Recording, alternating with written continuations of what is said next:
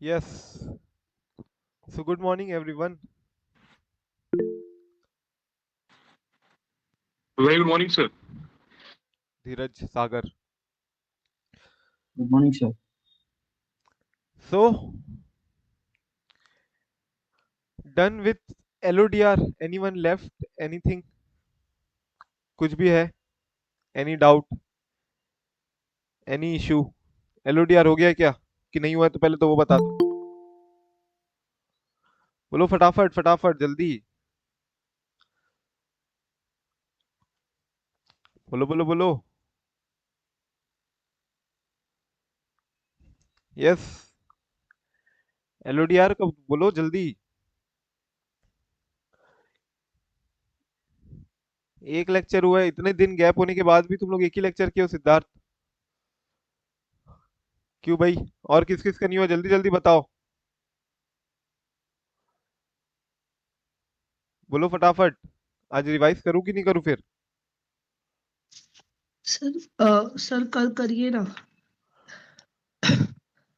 प्रशंसा also revision half हुआ है. ओके. श्रुति शुभम भी नहीं हुआ है. सो क्यों नहीं हुआ है पहले तो ये बताओ मेरे को भाई.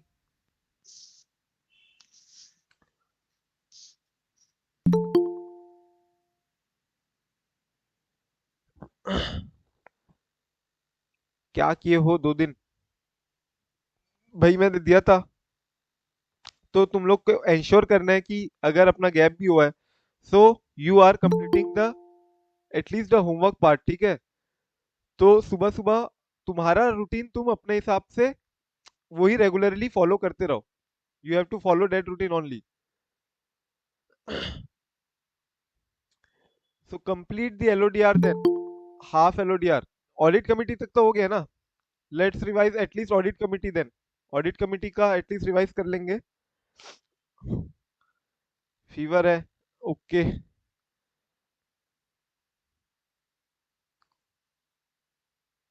ठीक है आज पूरा कंप्लीट कर लेना Puja. Yes let's sir. At least we'll try to cover half of the LODR revision today, but we'll start with first of all audit of banks. ठीक है.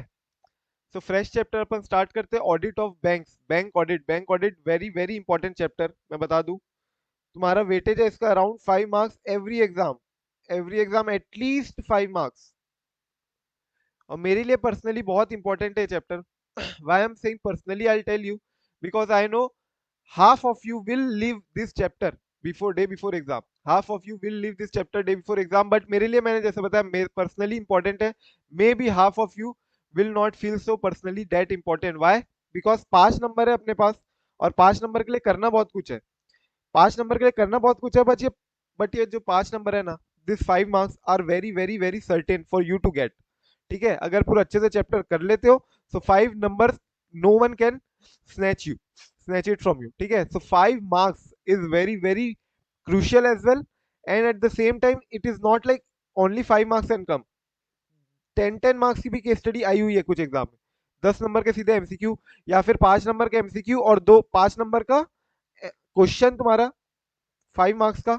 और दो क्वेश्चन आ गए तुम्हारे एमसीक्यू के. ऐसे भी हुआ है.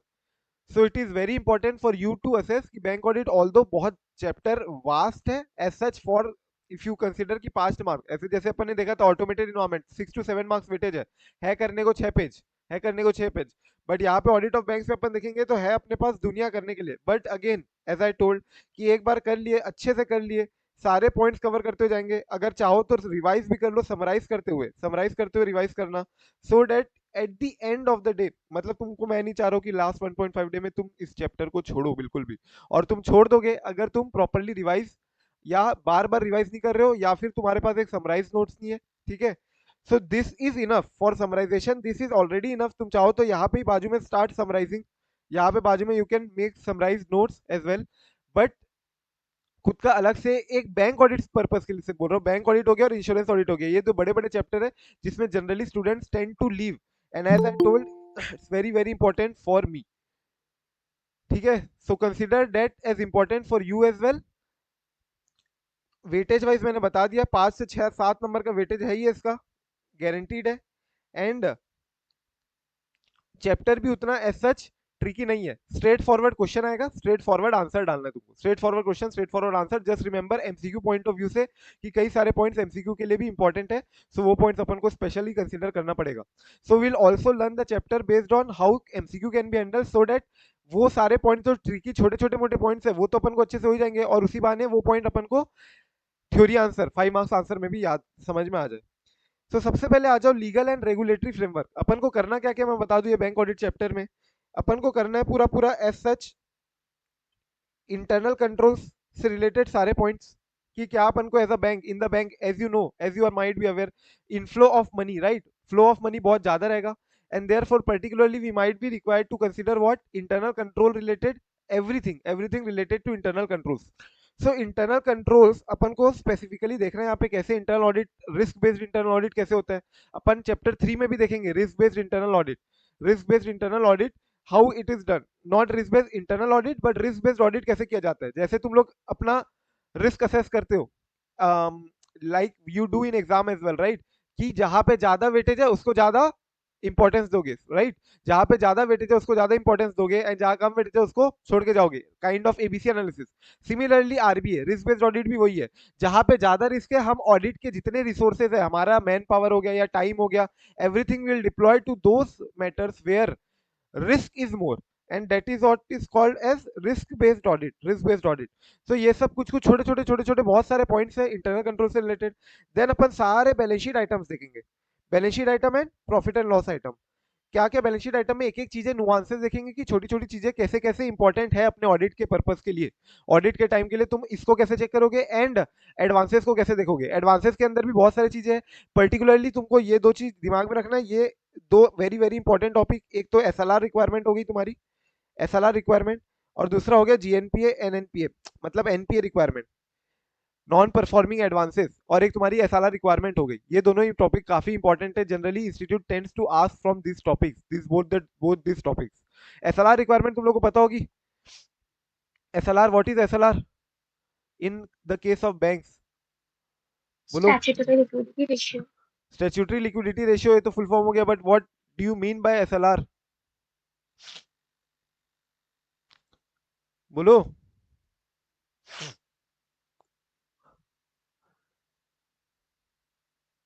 हाँ, A type of provision, or we can say the banks have to maintain with themselves, na, is guided by the RBI.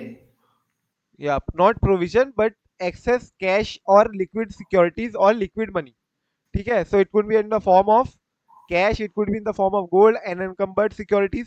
सो ये सब securities SLR, statutory liquidity ratio, they have to keep with themselves, and then what do they keep with RBI, what do we call that, the money that they keep CRR. it with RBI is what, CRR, right, cash reserve ratio। so the amount of total deposits uska kuch percentage they have to keep it with RBI, they have to keep it with RBI is called as cash reserve ratio। what is current CRR, अभी क्या चल रहा है, CRR SLR, anyone, तुम लोगों को पता है कि नहीं, the interest rate environment in India, RBI क्या इंटरेस्ट रेट फॉलो कर रहा है अभी, रेपो रेट, अपने पॉलिसी क्या है, monetary policy accommodative, accommodative stance है, विड्रॉल ऑफ अकोमोडेशन है, कैसा है। So RBI is following currently withdrawal of accommodation, withdrawal of accommodation मतलब rising interest rate environment to curb the inflation, inflation ज्यादा ज्यादा बढ़ते जा रहा है। So Maya correct, it's not 6% दो, फैब में उन्होंने 25 बेसिस पॉइंट और इंक्रीज किया हुआ है, 6.5% है करेंटली तुम्हारा repo rate, right, and this repo rate से लिंक होता है तुम्हारा सीआरआर भी, और एसएलआर अभी 18% है, CRR is 4.5% and SLR is 18%।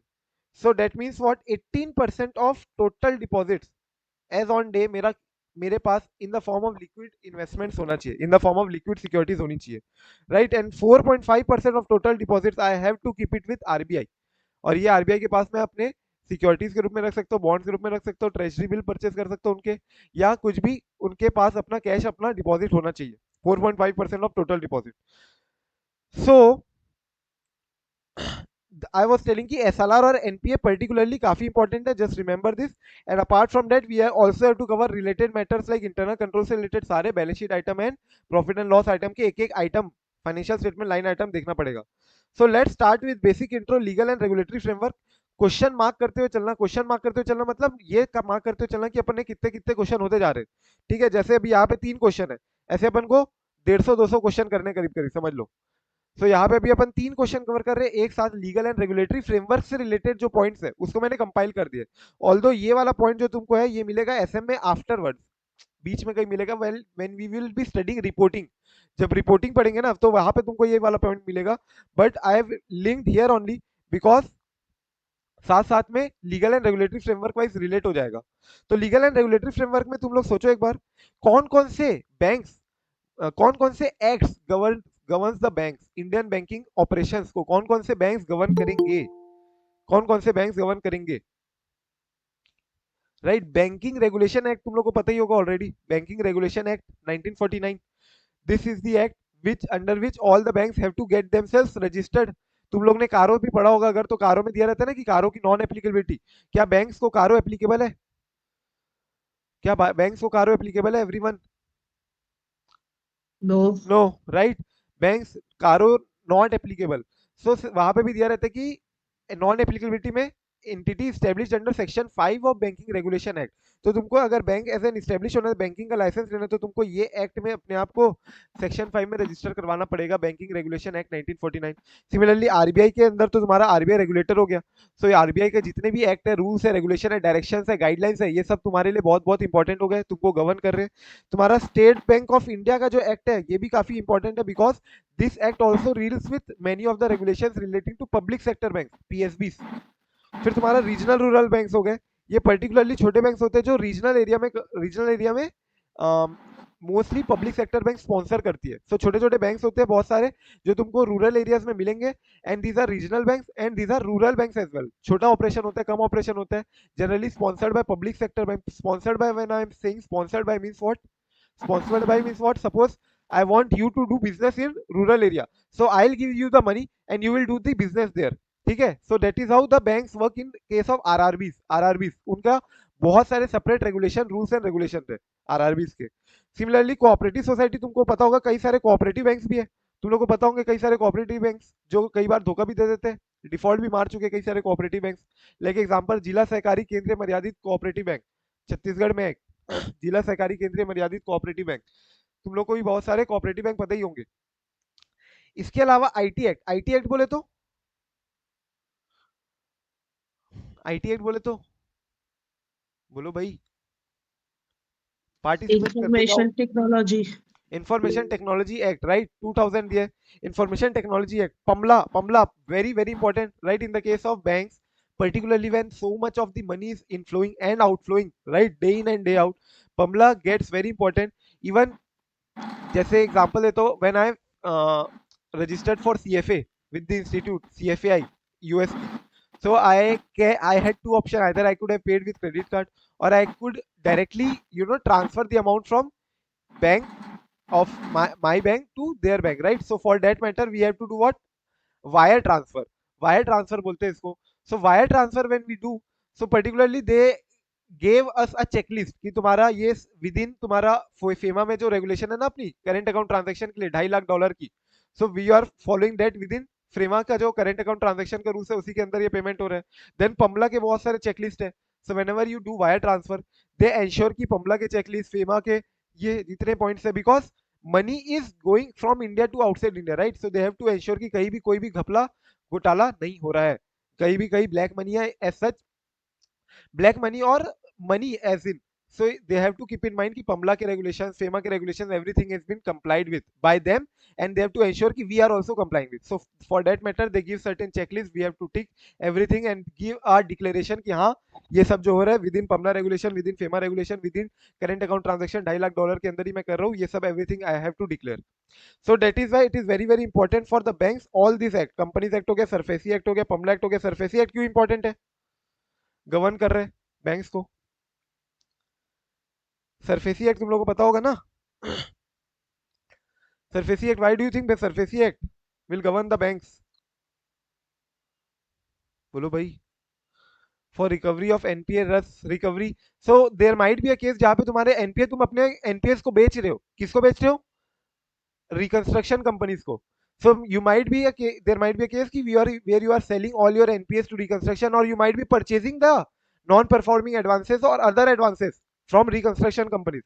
So when you are dealing with asset reconstruction companies, so then particularly you will be dealing with also SURFACE Act. Also some banks are themselves asset reconstruction company, so they also get themselves registered under like that. So therefore that matter, SURFACE Act also is very very important. So ये तुम्हारे banks हो गए, तुमको तीन part में मैंने divide कर दिया. एक तो बैंकिंग रिलेटेड हो गया, ये एक बैंकिंग रिलेटेड हो गया. देखो क्या ये इंपॉर्टेंट है? अभी तक आया है क्या ये? क्या ये अभी तक आया क्या? नहीं. क्या ये इंपॉर्टेंट है? I don't no. ठीक है, तो अपन करते जाएंगे एक एक चीज और will try to retain. So this are banking related points. फिर तुम्हारे दो बीच में होगा cooperative society act. So particularly तुमको पता होगा ना कि जहां पे भी कोऑपरेटिव सोसाइटीज स्टेब्लिश होती है, so they are state registered. State registered मतलब जो अपनी, जैसे मैंने बताया, जिला सहकारी केंद्रीय मर्यादित बैंक. सो वो जो cooperative society as a cooperative society register होना पड़ता है, सो वो छत्तीसगढ़ कोऑपरेटिव स्टेट एक्ट में रजिस्टर होगी. सिमिलरली महाराष्ट्र में कोई कोऑपरेटिव बैंक है, so that will get registered under Maharashtra cooperative society act. So this is cooperative society plus a bank as well, जिनको बैंकिंग लाइसेंस भी है. So then they are called as what? Cooperative banks. Cooperative banks. And lastly, other miscellaneous acts.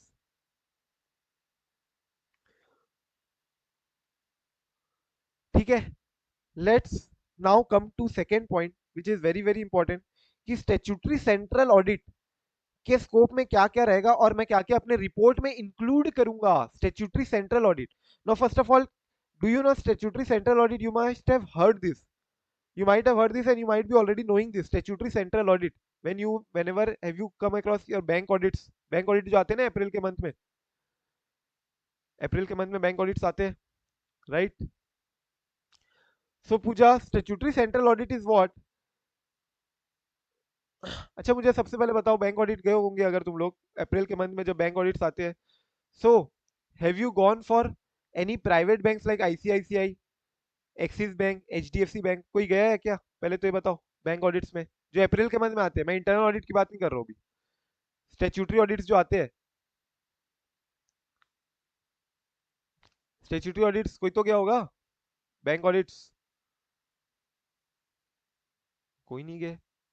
सब no no no no no.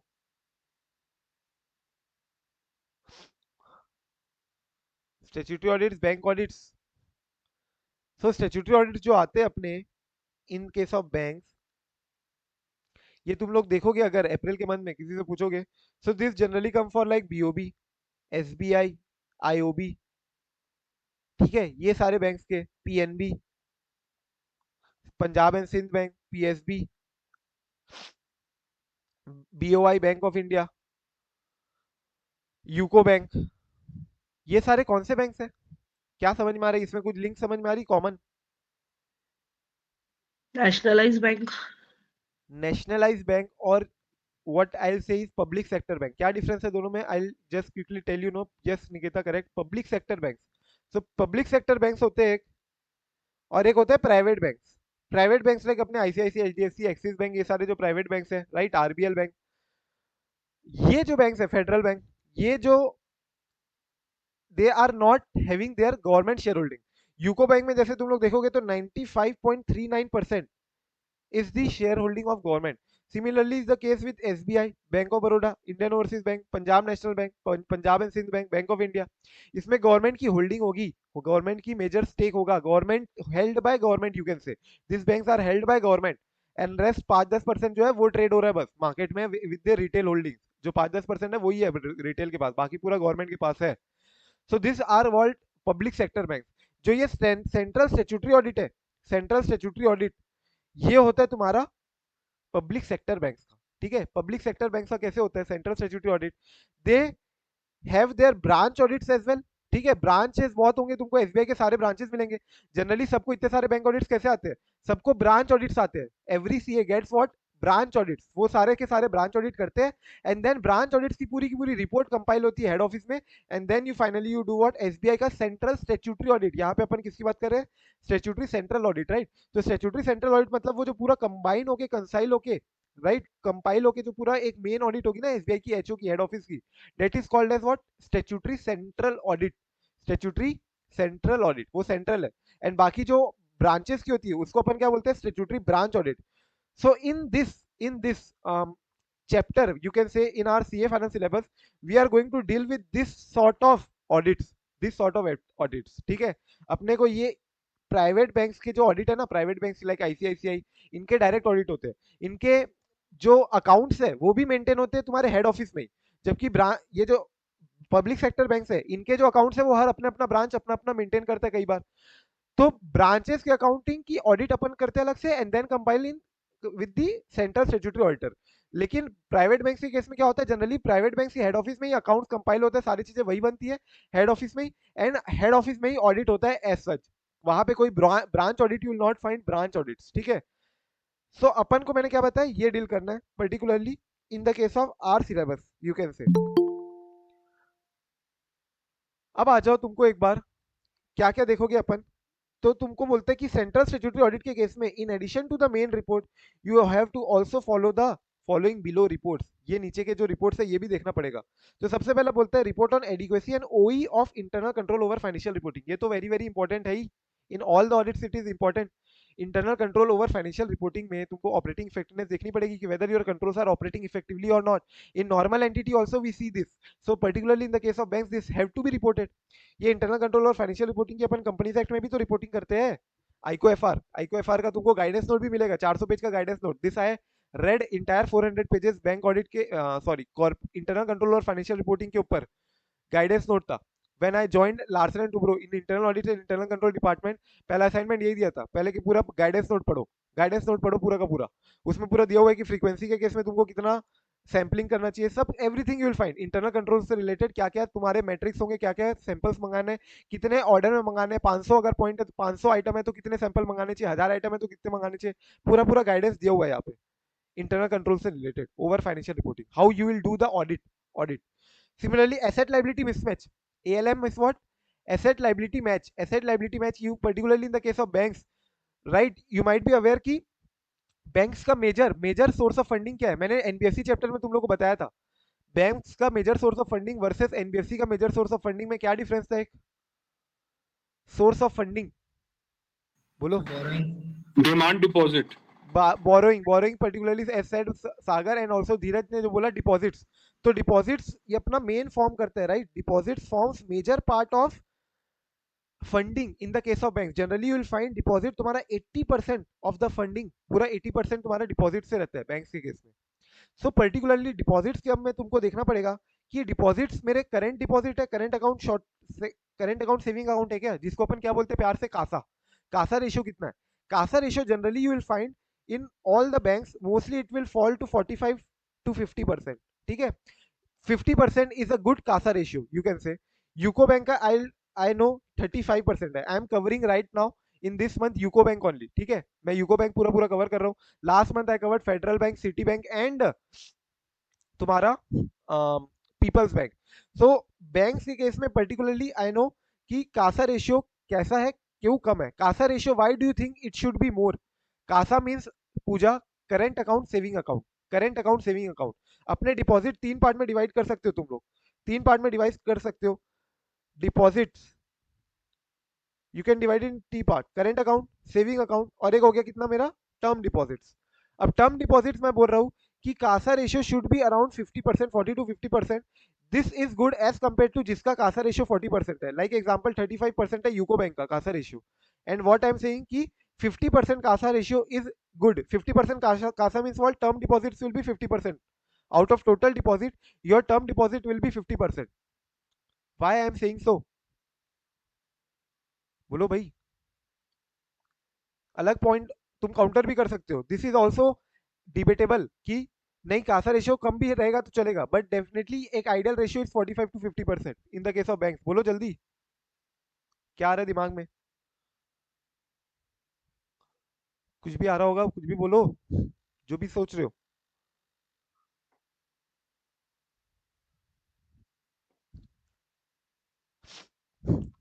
Kasa CASA current account saving account, why do you think it should be more. close to 45 to 50%. It's a healthy ratio. Why? Because when Rotation. rotation. So rotation to banks won't like na.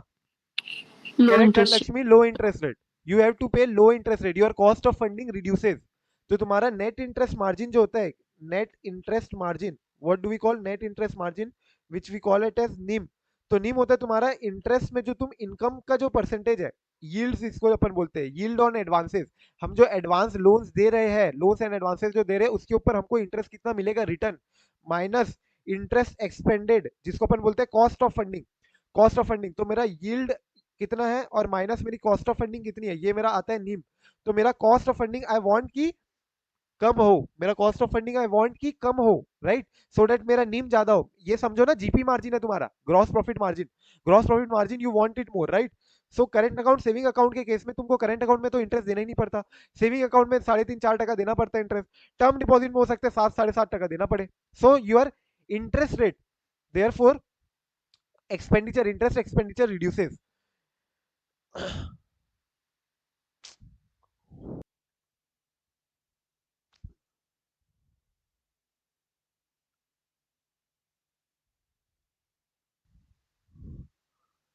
सो मैं बोल रहा था तुमको क्या, कि अपना asset liability match में मैं आया था डिपॉजिट्स में. जनरली फंडिंग जो आती है अपनी बैंक्स की, वो क्या होती है, जो अपनी फंडिंग आती है वो डिपॉजिट से आती है. सो डिपॉजिट्स का तुमको देखना पड़ेगा कि तुमको देना कब है, पैसा वापस कब लौटाना है. उसके हिसाब से तुमको एसेट में इन्वेस्ट करना पड़ेगा. तुम्हारा डिपॉजिट की पीरियड, मैच्योरिटी पीरियड देखना पड़ेगा तुमको, and accordingly then you have to invest in the loans and advances. जो तुम लोन्स दे रहे हो, एडवांसेस दे रहे हो, वो कितने साल के लिए दे रहे हो, right. That you have to see कि कहीं मिसमैच तो नहीं हो रहा है, कहीं मेरे एसेट से ज्यादा मेरी लाइबिलिटी तो नहीं हो रही है, कहीं मेरा डिपॉजिट्स ज्यादा तो नहीं हो रहे as compare to assets in short term, like 0 to 3 month में मेरे शॉर्टफॉल आ रही है. अगर मेरी शॉर्टफॉल आ रही है, सो इन दैट केस अगर कुछ भी सिनेरियो आता है, लाइक स्ट्रेस सिनेरियो, तो उस केस में क्या होगा, एवरीवन विल रन डाउन. अभी एसवीबी में क्या हुआ, तुम्हारा जो बैंक था अपना सिलिकॉन वैली बैंक, उसमें what actually happened Silicon Valley में, why do you think it defaulted. Silicon Valley इतना बड़ा बैंक है जो डिफॉल्ट मारा है कुछ महीने पहले. It's because of ALM mismatch only, ALM mismatch, जहां पे उनके शॉर्ट टर्म में डिपॉजिट्स बहुत ज्यादा हो गए और long term loans and advances जो थे उनके लॉन्ग टर्म में ज्यादा हो गए थे. Loans and advances, short term deposits जो थे, उन्होंने वो पैसे को long term loans and advances में ज्यादा दिया हुआ था. And particularly when deposit holders came to know about certain facts about the banks, they run to the bank for their money. तो सबके सब आ गए पैसा मांगने. एंड पर्टिकुलरली एसवीबी बैंक के केस में कैसा था कि जो डिपॉजिट अमाउंट थे एक एक होल्डर के, वो 10-10 मिलियन के कई सारे ऊपर से भी ज्यादा थे. सो पर्टिकुलरली जब वो लोग आए, तो बहुत ज्यादा ज्यादा अमाउंट के डिपॉजिट्स उनको वापस करना पड़ा. And therefore what, ALM mismatch हो गया. एसेट्स ज्यादा लॉन्ग टर्म के नेचर के थे, उनसे अभी पैसा कैसे मांगेंगे वापस, एंड डिपॉजिट होल्डर तो अभी पैसा चाहिए उनको वापस. सो मिसमैच नहीं रहना चाहिए, ज्यादा नेगेटिव नहीं जाना चाहिए ALM. So this also report एक बनती है कभी भी बैंक का, अगर तुम एनुअल रिपोर्ट भी खोलोगे तो पूरा वो लोग को भी रिपोर्टिंग करनी पड़ती है ALM. And even auditor will have to report accordingly. Auditor को भी रिपोर्ट करना है कि एसेट लायबिलिटी मिसमैच के ऊपर क्या स्टेटस है. तो एएलएम अपना एक पॉइंट हो गया, एक आईको एफआर हो गया. फिर इंटरेस्ट सब्सिडी और इंटरेस्ट सबवेंशन के ऊपर सर्टिफिकेट देखना. इंटरेस्ट सब्सिडी मतलब सिंपल है, कई बार गवर्नमेंट कुछ प्लान लेके आती है जहां पे वो बोलेगी कि तुम दो बेहिसाब पैसा दो इनको, कुछ अगर कम रेट ऑफ इंटरेस्ट में भी देना है तो भी दो, बचा हुआ जो थोड़ा बहुत 0.5 या 1% इंटरेस्ट रेट जिस पे तुम कम इंटरेस्ट रेट पे दे रहे हो ना, उतना 0.5% एज अ सब्सिडी हम तुमको दे देंगे. So government to boost loans and advances certain sometimes do what interest subsidy or interest subvention they give, and that is what auditor has to certify कि इतना इंटरेस्ट रेट दिया हुआ है, but इसमें 1% इंटरेस्ट अपन को गवर्नमेंट से मिलने वाला है इंटरेस्ट सब्सिडी के ऊपर, जो इंटरेस्ट रेट है तुम्हारा सर्टिफिकेट है. सो ये इसके ऊपर भी ऑडिटर को रिपोर्ट करनी होती है. समझ में आ रहा है, इंटरेस्ट सब्सिडी इंटरेस्ट सबवेंशन, कि भैया आज अगर चल के मान लो 9% पे मैं तुमको लोन देता, तो गवर्नमेंट बोल सकती है कि एक 8% पे दो, 1% हमसे ले लेना, 1% हमसे ले लेना as a subsidy, as a subvention. तो वो तुम्हारा हो गया interest subsidy. Report on irregularity notice under section 143 subsection 12. क्या है 143 subsection 12? Subvention is same only Shubham, subsidy और सबवेंशन मोटा मोटी Fraud. सेम ही है. 143 subsection 12 is what, fraud. Correct Raghav. So 143 subsection 12 के ऊपर तो तुमको रिपोर्ट करना ही है. In particularly in the case of banks, fraud वगैरह होते रहते हैं. पीएनबी में नीरव मोदी, मेहुल चोकसी का जो फ्रॉड हुआ, सिमिलरली बहुत सारे फ्रॉड तुमको छोटे मोटे मिलते जाएंगे इन the case of banks. Unused bank receipt form, तो ये बहुत इंपॉर्टेंट है कि इसकी कस्टडी किसके पास है। क्यों? क्योंकि बैंक को जो रिसीट है उसकी फॉर्म सीरियली नंबर्ड होने चाहिए, उसकी कस्टडी एक ऑथराइज पर्सन के पास होनी चाहिए, एंड यूटिलाइजेशन भी उसका प्रॉपर्ली मॉनिटर्ड होना चाहिए। वाई?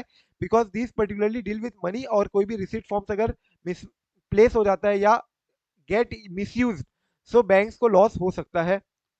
बैंक रिसीट फॉर्म जो अनयूज्ड है उसकी कस्टडी किसके पास है, एंड यूटिलाइजेशन कैसे हो रहा है।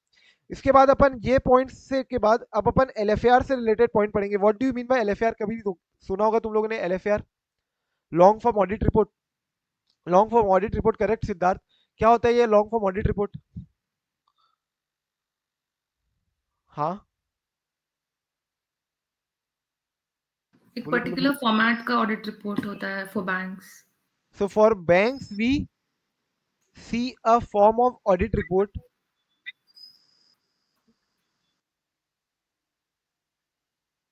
right? We see a form of audit report, but why LFAR?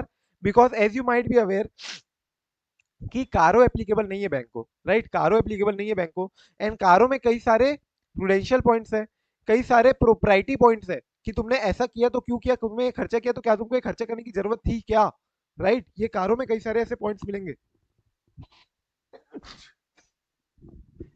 Sorry. So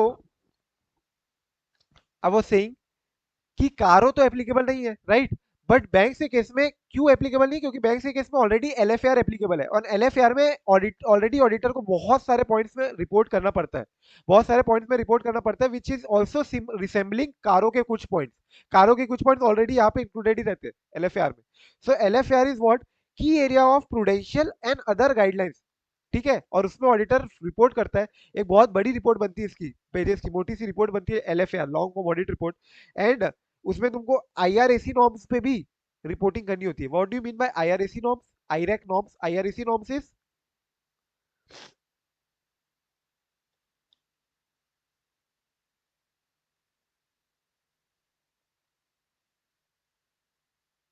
income recognition asset classification norm. Income recognition norm क्या है बैंक के केस में तुम लोगों को पता होगा ऑलरेडी, आईपीसीसी में करके आओ ना। इनकम कैसे रिकॉग्नाइज करेंगे अपन? Income on interest on investment और interest on loans and advances. How do we recognise income, interest? बोलो, इंटरेस्ट इनकम को कैसे रिकॉग्नाइज करते हैं? एनबीएफसी में बताया भी तो था मैंने, on on accrual, on receipt. accrual, but for NPA it is has to be on receipt basis, right? Not on या accrual but accrual or receipt, whichever is earlier, but in the case of NPAs it has to be on receipt basis only. But in the case of dividend income को कैसे recognize करोगे? Receipt basis only, sir.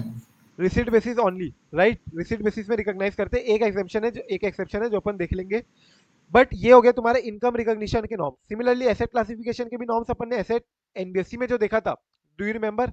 Standard, substandard, doubtful and loss asset. So same classification we have to also follow in banks as well, but their provisioning is different. RBI ने जो banks के लिए provisioning निकाला है वो थोड़ा सा डिफरेंट है, एंड एनबीएफसी को जो प्रोविजन बनाने बोला है हर एसेट क्लास के ऊपर वो थोड़ा डिफरेंट है।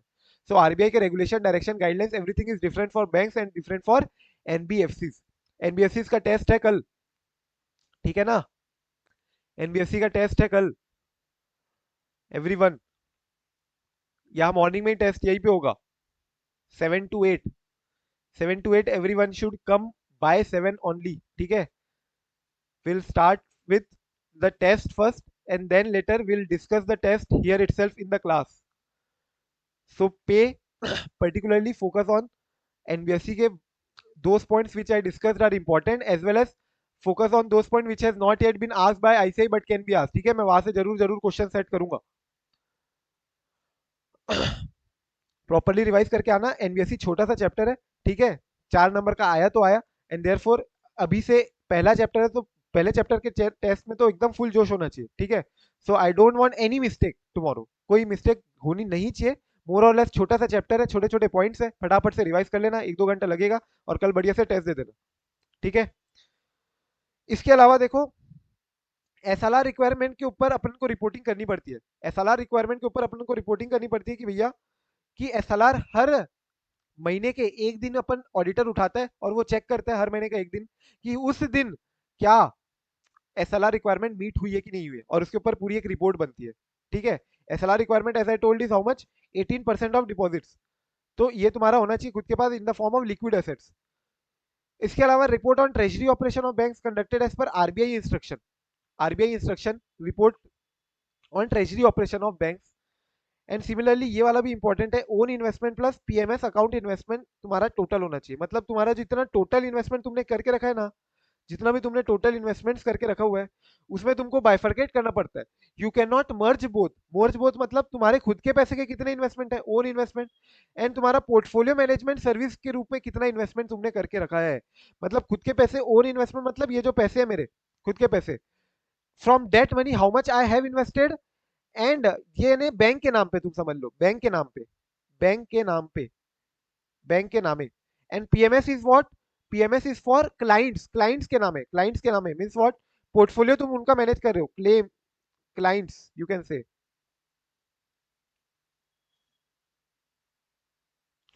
सो ये बोलता है कि when you are handling the clients, when you are following portfolio management services, so PMS clients जो है उनका इन्वेस्टमेंट अलग, मेरा इन्वेस्टमेंट अलग, दोनों का इन्वेस्टमेंट अलग अलग, एंड दोनों का इन्वेस्टमेंट का टोटल मेरा टोटल इन्वेस्टमेंट होना चाहिए। दोनों का इन्वेस्टमेंट का टोटल टैली होना चाहिए टोटल इन्वेस्टमेंट से, बट दोनों का अलग अलग होगा क्योंकि पीएमएस इन्वेस्टमेंट का अलग से ऑडिट भी होता है, अलग से रिपोर्ट भी मांगनी पड़ती है। ठीक है, ऑडिटर अलग से रिपोर्ट भी करता है इसका पीएमएस इन्वेस्टमेंट को, क्योंकि ये दूसरों का पैसा है which we are managing, which we are handling, therefore we have to keep this different, we have to keep this separate. इसके अलावा लास्टली अपन को दो और पॉइंट में रिपोर्ट करनी है, एक तो घोष कमेटी के रिपोर्टिंग के अकॉर्डिंगली रिपोर्ट करना पड़ता है, और एक Jilani committee, Ghosh committee Jilani committee. Ghosh committee ये पॉइंट्स के ऊपर डील करता है। घोष कमेटी बैठी थी फ्रॉड एंड मेल प्रैक्टिस जब बहुत ज्यादा हुए थे बैंक्स के इन द केस ऑफ 1990s। सो वहां पे उन्होंने कई सारे फ्रेमवर्क लेके आए जिससे कि फ्रॉड और मेल प्रैक्टिस कम हो। सो इसके ऊपर भी अपन को रिपोर्टिंग करनी की घोष कमेटी से रिलेटेड पॉइंट्स जो है वो बैंक कवर कर रही है क्या। एंड सिमिलरली जिलानी कमेटी बैठी थी for the purpose of internal control and inspection, particularly again when fraud happened a lot, fraud जब ज्यादा होने लग गए थे, तो जिलानी कमेटी ने भी अपने रिकमेंडेशंस दिए थे, एंड वो रिकमेंडेशन के ऊपर जो रिपोर्ट एक होती है वो अपन एज एन ऑडिटर अपन को रिपोर्ट करना पड़ता है on the Jilani committee as well. Points है उसमें, घोष कमेटी के अंदर भी कई सारे पॉइंट्स है, जिलानी कमेटी के में अंदर काफी पॉइंट्स है। घोष कमेटी याद रखना डील किससे करती है, फ्रॉड एंड मेल प्रैक्टिस से, और जिलानी कमेटी डील करती है इंटरनल कंट्रोल एंड इंस्पेक्शन से। क्या ये इंपॉर्टेंट है, क्या ये एमसीक्यू में आया हुआ है क्या सर, नहीं आया हुआ नहीं है, बट क्या ये आ सकता है, हाँ आ सकता है, they can ask. Ghosh committee fraud and malpractice से कि घोष कमेटी इंटरनल कंट्रोल और इंस्पेक्शन से, Jilani committee fraud and malpractice से कि जिलानी कमेटी इंटरनल कंट्रोल या इंस्पेक्शन से है। समझ में आ रहा है, तो अपन को इसको याद करने के लिए भी it's very very simple only. Ghosh committee deals with fraud, बोलो फ्रॉड किससे चालू होता है, एफ, एफ के बाद क्या आता है, जी, जी बोले तो घोष, आई, आई के बाद क्या आता है, जे, जे बोले तो जिलानी। ठीक है, तो पहला पहला इनिशियल ले लेना, इनिशियल के बाद जो लेटर आता है उसी से अपना तुम्हारी कमेटी की मीटिंग है। So that you at least know कि कौन सी कमेटी किस पॉइंट पे बात की है, कौन सी कमेटी किस पे रिपोर्ट दी है। ठीक है, अगेन क्या ये आया हुआ है, नहीं, क्या ये आ सकता है, I don't know. So let's try to cover everything. Ghosh committee, Jilani committee, ये सारे पॉइंट्स पे अपन को रिपोर्टिंग करनी होती है। अपार्ट फ्रॉम तुम्हारा जो मेन रिपोर्ट है, मेन ऑडिट रिपोर्ट है, उसके अलावा तुमको एलएफआर पे भी करनी है, एसएलआर पे भी करनी है, घोष कमेटी पे भी करनी है, जिलानी कमेटी पे भी करनी है, आईरेक नॉर्म्स पे भी करनी है, asset classification, income recognition norm, तुम्हारे अनयूज्ड बुक जो है वो कस्टडी किसके पास है, यूटिलाइजेशन किसके पास है, सीआरआर एसएलआर रिक्वायरमेंट हो गई, राइट। तो ये सब पॉइंट पे तुमको रिपोर्टिंग करनी है एज अ ऑडिटर। ठीक है क्या, that gives you an overview as well. Any doubt, बोलो भाई। Then come to content of audit report.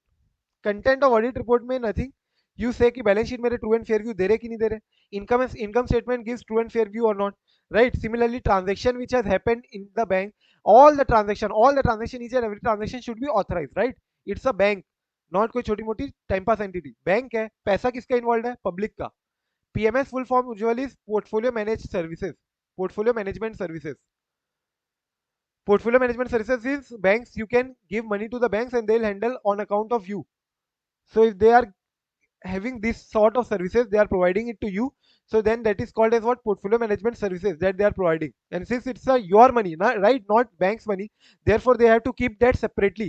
सो वो इन्वेस्टमेंट उनको अलग रखनी है, खुद की ओन इन्वेस्टमेंट्स अलग, एंड टोटल मेरा टैली होना चाहिए टोटल इन्वेस्टमेंट से। ऑडिट रिपोर्ट के कंटेंट में वही सारे पॉइंट है, बैलेंस शीट में ट्रू एंड फेयर व्यू दे रहा है कि नहीं, इनकम एक्सपेंडिचर स्टेटमेंट में ट्रू एंड फेयर व्यू दे रहा है कि नहीं, transaction should all B authorised and should be with in the power of the bank और एनी अदर मैटर पावर में होना चाहिए मेरे, तभी वो मैं पॉइंट को मैं डील करूंगा, मेरे बैंक के पावर में होना चाहिए, कोई भी ये ट्रांजेक्शन करो, कोई भी मैटर को मैं डील कर रहा हूँ तो। ये मेरे सारे पॉइंट्स मेरे को कवर करने हैं कहाँ पे, ऑडिट रिपोर्ट में, ऑडिट रिपोर्ट में, ठीक है। Next come to now, special audit consideration arise in the bank because of which matters. क्या लगता है तुमको बैंक्स में क्या खास है, क्या खासियत लगती है तुमको बैंक्स में जिसमें तुमको स्पेशल ऑडिट कंसिडरेशन लगेगा? What do you think are so special? Risk है। रिस्क है ज्यादा, कहाँ से रिस्क आ रहा है भाई, क्यों रिस्क आ रहा है, क्या टाइप का रिस्क है बैंक्स में? बहुत ट्रांजैक्शंस होते हैं, लाइक या लोगों का ट्रांजेक्शन तो पैसा रिलायंस इन्वॉल्व होता अदानी में है। भी बहुत होते हैं, रिलायंस के ट्रांजेक्शन बहुत है। लोगों का पैसा होता है सर, वहाँ नहीं होता है इतना कंपनीज में। IT रिस्क है। आईटी रिस्क भी है, करेक्ट। पब्लिक का पैसा, पब्लिक का पैसा, पैसा पैसा खुद में एक रिस्क है, पैसा इनफ्लो ज्यादा है, ट्रांजैक्शन तो ठीक है दूर की बात है, but in each and every transaction comes a lot of money, right, money inflow outflow, and therefore even if a manager default या कोई कैशियर भी डिफॉल्ट मारता है, तो that is also costing a bank, right, कितना भी default हो सकता है, and that is for sort of one sort of risk, fraud risk हो गया, या तुम बोलो पैसे का रिस्क हो गया, अदर अदर बहुत अलग टाइप के रिस्क है in the case of bank. So अपना पहला पॉइंट देखो क्या बोलते हैं, nature of risk associated with the transaction undertaken. जो भी तुम्हारा ट्रांजेक्शन, एक एक ट्रांजेक्शन हो रहा है, लाइक आई सेड पमला, अगर कोई पैसा बाहर भेज रहा है यहाँ से इंडिया से बाहर, so there also a risk under life, so nature of risk associated with the bank. Second point जो बोला तुमने, आईटी बहुत ज्यादा इंपॉर्टेंट है in the case of bank, पूरा का पूरा bank is governed by IT industry only, जैसे एसएपी हो गया, या तुम्हारे और भी आईटी रिलेटेड पॉइंट्स हो गए, एग्जांपल अभी बैंकिंग के कितने नए नए प्रोडक्ट्स आ रहे हैं, राइट, जैसे वो जीपे की ऐड आती है कि मेरा phone number, sir not Audible. Audio.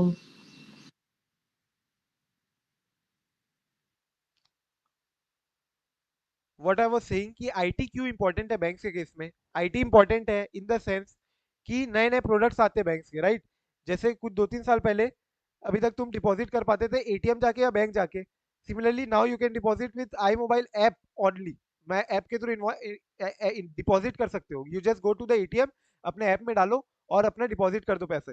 So daily new new products are coming, ATM से रिलेटेड पॉइंट हो गया या कोई भी नया टेक्नोलॉजी हो गया, so IT driven banks are all what IT driven, and therefore IT से रिलेटेड रिस्क काफी हो सकते हैं, आईटी हैक हो गया, मेरा सिस्टम हैक हो गया, मेरा सिस्टम फेल हो गया, तो नॉट इवन हैक बट अगर फेल हो गया तो what, how will the operations run, तो एक हो गया आईटी, और क्या लगता है तुमको और क्या खास है बैंक्स में?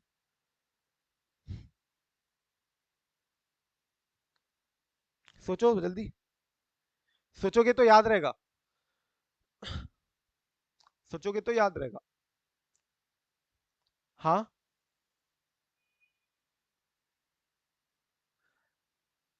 Many branches and geographical spread, many branches and geographical spread correct है, सही है, कि particularly in the case of banks they have a lot many branches and therefore geographically they are very well diverse, but geographically we can't say कि सारी banks होती है, कई सारी बैंक रीजनल बैंक्स होती है, like example Federal bank, Federal bank if you are aware about this, Federal bank अपने तुमने अपने अपने शहर में भी देखा होगा बट ज्यादा नहीं देखा होगा, क्यों, क्योंकि उसका सिग्निफिकेंट प्रेजेंस केरला में है, केरल में है, और 75% ऑफ टोटल डिपॉजिट्स केरल से आता है, 62 पॉइंट कुछ percent of total loans and advances they give in Kerala only, ठीक है, बाकी उनका इंडिया में बाकी प्रेजेंस कम है। So geographical spread you can say yes, but वो बाकी एंटिटीज का भी हो सकता है, बड़ी बड़ी एंटिटीज का, बैंक्स के केस में specifically you also have to consider RBI के पॉइंट्स, राइट, आरबीआई तुमको रेगुलेट करता है, रेगुलेट करता है, therefore you have to follow many many regulatory points as well, particularly जब पैसा इन्वॉल्व है बैंक्स पब्लिक का, so statutory and regulatory requirement बहुत ज्यादा स्ट्रिक्ट हो जाती है by the RBI, stricter regulations है for the banks as compare to NBFC, क्यों, क्योंकि एनबीएफसी में पैसा थोड़ी ना पब्लिक का इन्वॉल्व है, एनबीएफसी में पैसा किसका लगा है, एनबीएफसी खुद का नेट ओन फंड है, 2 करोड़ या उससे कम ज्यादा का होना चाहिए, राइट, और बोरोइंग्स है, बोरोइंग कहाँ से लेती है एनबीएफसी, बैंक से लेती है, बैंक ही तो बोरो करती है एनबीएफसी को mostly you will find, but bank के केस में पैसा again I told you funding कहाँ से आती है, 80% generally you will find funding comes from deposit, deposit holder bank पैसा पब्लिक का, एंड देयरफॉर स्ट्रिक्टर रेगुलेशन है in the case of banks as compare to NBFC and statutory regulatory requirement बहुत ज्यादा important हो जाती है यहाँ पे। And as I told you, बहुत ज्यादा नए नए प्रोडक्ट्स, नए नए सर्विसेज आते रहते हैं। एंड बैंकिंग का operation, scale of banking operation as you were telling, geographically spread है, बहुत ज्यादा ब्रांचेस है, बहुत ज्यादा एक्सपोजर बहुत है। अगर आज एक भी चल के कहीं भी डेरिवेटिव ट्रांजेक्शन में मेरे को नुकसान होता है, तो banks already they are sometimes not hedged properly, right. तुम आ गए मान लो डॉलर बेचने मेरे को, और कोई एक आगे डॉलर खरीदने, डॉलर बेचने वाला आ रहा है $1,00,000 के लिए, और डॉलर खरीदने वाला सिर्फ $50,000 के खरीद के गया है, तो $50,000 का मेरे पास ओपन पोजीशन है। Sometimes I hedge this, sometimes I don't. Exposure बहुत ज्यादा कई बार हो जाता है, and therefore any transaction here and there can affect the bank profit and loss. समझ में आ रहा है? सो ये सारे मेरे सिग्निफिकेंट पॉइंट्स है, which because of which auditor will have to specifically think कि उसको क्या स्पेशल ऑडिट कंसीडर करना चाहिए, क्या स्पेशल ऑडिट पॉइंट्स दिखना चाहिए। क्वेश्चन समझ में आ रहा है? Special audit consideration arise in the bank because of all this point. Risk ज्यादा है, ब्रांचेस तुम्हारी बोल रहे थे जो जोग्राफिकल प्रेजेंस या तुम्हारा एक्सपोजर ज्यादा है, ठीक है, रीच ज्यादा है। सिमिलरली तुम्हारे आईटी रिलेटेड पॉइंट्स बहुत है, आईटी डिपेंडेंस ज्यादा है। सो आईटी में कुछ भी घपला होता है, सिस्टम फेलियर होता है, वो सहन नहीं हो पाएगा। कंटिन्यूइंग बहुत नए नए प्रोडक्ट्स आते जा रहे हैं, नए नए डेवलपमेंट, नए नए सर्विसेज होते जा रही है, एंड मेरी स्टैट्यूटरी रेगुलेटरी रिक्वायरमेंट्स बहुत ज्यादा स्ट्रिक्ट होती है in the case of banks, and therefore auditor has to specifically check on that point as well. ठीक है क्या? यस और नो, एनी डाउट? अभी तक अपने 4 ही क्वेश्चन हुए, बट जो भी कर रहे हैं फटाफट अपन अच्छे से ही कर रहे हैं। So also try to recollect till in the class itself, ठीक है। अभी आ जाओ फॉर्म एंड कंटेंट। जैसे तुमको पता होगा शेड्यूल 3 में अपना, शेड्यूल 3 किसका बोल रहा हूँ? शेड्यूल 3 ऑफ कंपनीज एक्ट की बात करो। उसमें जो शेड्यूल 3 दिया है, उसमें तुमको पता होगा पार्ट 1 में क्या है? बोलो भाई, पार्ट 1 में क्या है? शेड्यूल 3 का part 1 balance sheet, right. Part 1 deals with balance sheet, part 2 deals with profit and loss. Similarly जो अपना बैंकिंग रेगुलेशन एक्ट है, बैंकिंग रेगुलेशन एक्ट, उसका भी जो शेड्यूल 3 है ना, वही है, शेड्यूल 3 है, लेकिन ये शेड्यूल 3 कंपनी एक्ट का नहीं है। रिमेंबर, ये जो थर्ड शेड्यूल है, ये third schedule banking regulation act का है। और बैंकिंग रेगुलेशन एक्ट में फॉर्म ए के अंदर दिया बैलेंस शीट, फॉर्म बी के अंदर दिया प्रॉफिट एंड लॉस, ठीक है। ये तुम लोग को बचपन में याद आ रहा होगा, आईपीसीसी में भी पढ़ाते थे अपन। तो आईपीसीसी में बनाते बनाते ऊपर में लिखते थे ना, बैलेंस शीट बनाने के ऊपर सबसे पहले फॉर्म ए, फॉर्म बी। यस और नो? फिर तुमको बाकी डिस्क्लोजर रिक्वायरमेंट फॉलो करनी है, बहुत सारे अकाउंटिंग स्टैंडर्ड रिलेटेड पॉइंट भी फॉलो करनी है। पर्टिकुलरली इंडेस अभी डिफर करके रखा है आरबीआई ने, but as I was telling, Ind AS will be trying, they are trying their best RBI की वो इंप्लीमेंट हो जाए नेक्स्ट ईयर से। और अभी से मैं बता दूं, all the banks have started reporting Ind AS to the RBI. उनका फाइनेंशियल इंड एस के अकॉर्डिंग कैसा दिखेगा, they have already started reporting to the RBI, ठीक है। सो मोर और less, most probably RBI will be coming with Ind AS framework applicable to banks next year onwards, FY24। Just 1 month back ही news आई थी, where banks were pleading कि next year से again मत implement करो। Why are banks not favouring for Ind S? Why are not banks favoring towards Ind AS, and why they want to stick to AS? Because of the fact कि उनका GNPA बहुत ज्यादा बढ़ जाएगा। As के case में अभी reporting होती है जीएनपीएस की, ठीक है, gross net non performing advances. जो नॉन परफॉर्मिंग एडवांसेस है they are specifically dealt in India, जहां पे तुमको क्लासिफिकेशन करना पड़ता है, स्टेज वाइज क्लासिफिकेशन होता है, स्टेज वाइज कैटेगराइजेशन होता है, ठीक है। तो स्टेज 1 एसेट बोलते हैं अपन, स्टेज 2 एसेट्स बोलते हैं, स्टेज 3 एसेट्स बोलते हैं। स्टेज 3 एसेट जो एनपीएस जिसको अपन बोलते हैं, वो स्टेज 3 एसेट में बहुत ज्यादा ब्रॉड स्कोप है और एनपीए बहुत ज्यादा बढ़ जाएगा, ठीक है। So that won't be comparable as far as NPA today is concern.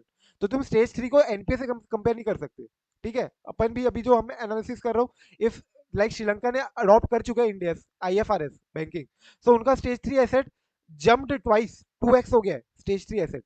8% जाता था वो 15% हो गया, 4% था जिसका वो 8% हो गया stage 3 asset. So that is why banks are not willing to shift towards India, rather they are trying resisting. But anyway RBI trying hard कि वो इंडिया फ्रेमवर्क लेके आ जाए नेक्स्ट ईयर ऑनवर्ड से। Preparation of separate financial statement in case of nationalised public sector banks. अच्छा मैंने बताना भूल गया, नेशनलाइज्ड बैंक्स और public sector banks are more और लेस सेम।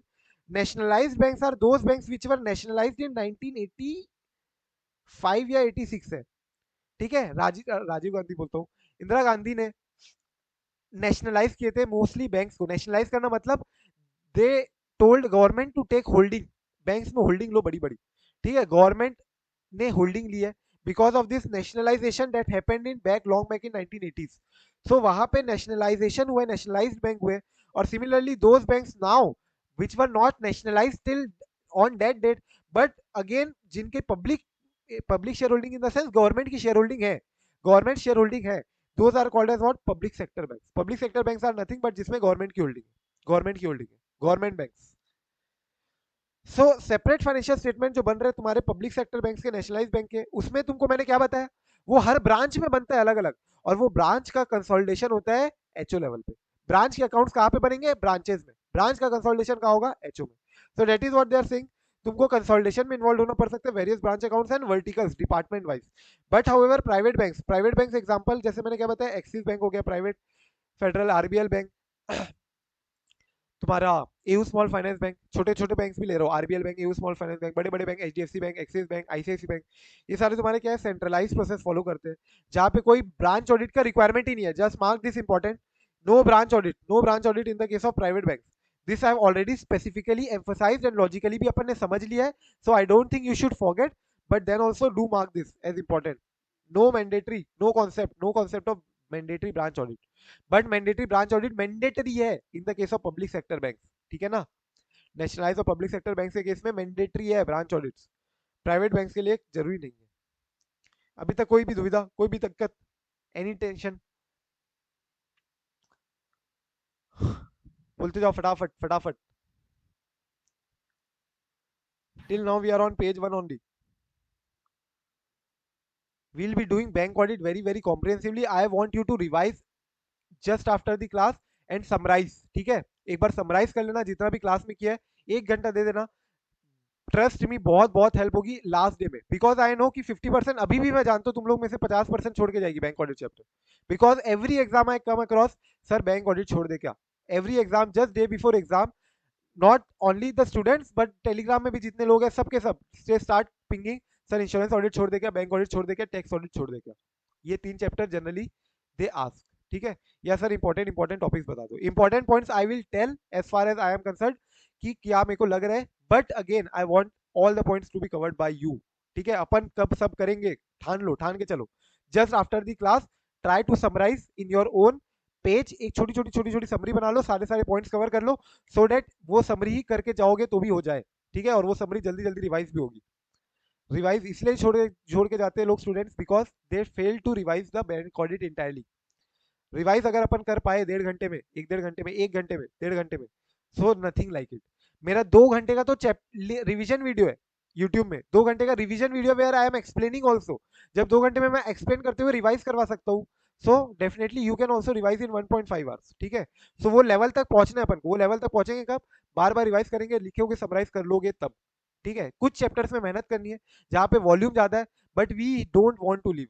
ये कवरेज के लिए ही काफी लोग तुम लोगों ने ज्वाइन भी किया, राइट? आई टोल्ड यू कि तुम्हारा कवरेज में कहीं ना कहीं लैकिंग होगी, that's why marks are coming low. So coverage के लिए अगर तुमने ज्वाइन किया है, सो अगेन वही सेम मिस्टेक मत दोहराना कि you are again leaving it.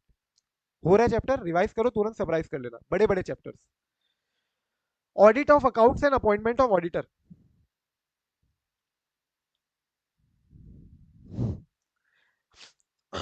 यहाँ पे बोलता है ऑडिट ऑफ बैंक्स. बैंक क्या होते हैं? कंपनीज होती है, राइट? बैंकिंग भी कंपनीज ही होती है, so they also have to get themselves registered under companies act also. So banks companies ही होती है, इसलिए बैंक ऑडिटर भी कौन होगा? जो कंपनी का ऑडिटर हो सकता है. कंपनी का ऑडिटर कौन हो सकता है? जो सेक्शन 141 सब सेक्शन 3 में जो डिस्क्वालिफिकेशन दी हुई है ना, उस सब डिस्क्वालिफिकेशन में डिस्क्वालीफाई नहीं हो रहा है, तो जो भी ऑडिटर कंपनी ऑडिटर हो सकता है, वो बैंक ऑडिटर हो सकता है. क्लियर है क्या? Auditor audited by person duly qualified under any law for the time being enforced to be the auditor of companies. यही सेम बात इंश्योरेंस चैप्टर में भी बोली गई है. Yes everyone.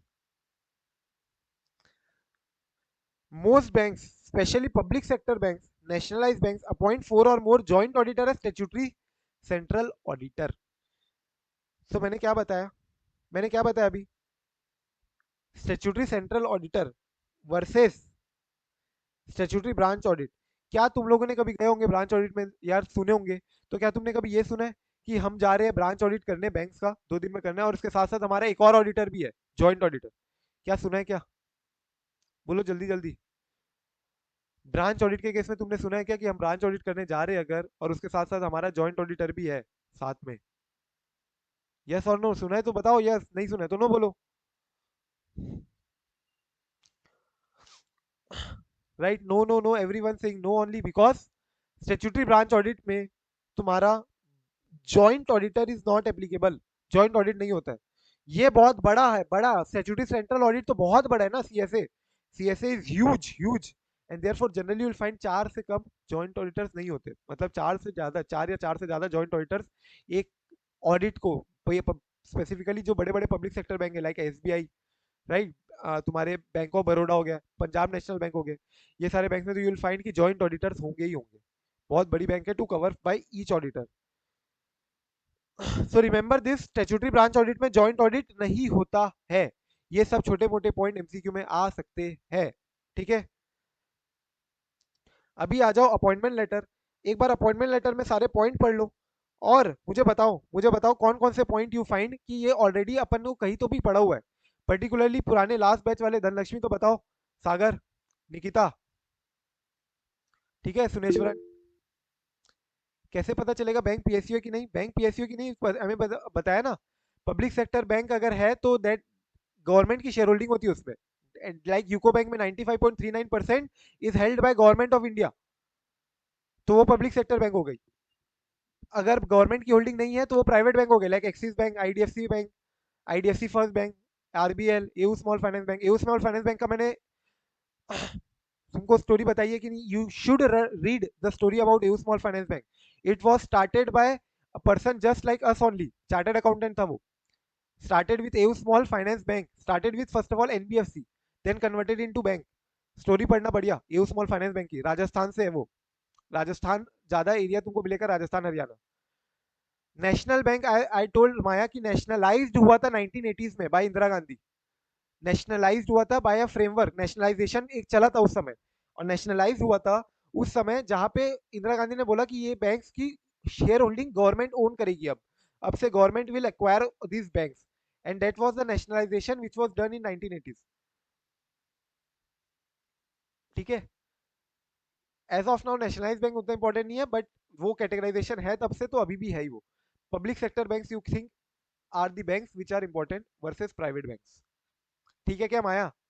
Clear? Please explain SCA in case of branch audit, is it applicable? SCA तो हो ही नहीं सकता ना ब्रांच ऑडिट का। एससीए मतलब क्या हुआ? स्टैट्यूटरी सेंट्रल, सेंट्रल मतलब क्या? एससीए है एक, और एक एसबीए है। जो तुम बोल रहे हो ब्रांच ऑडिट वो एसबीए होगा, ठीक है ना।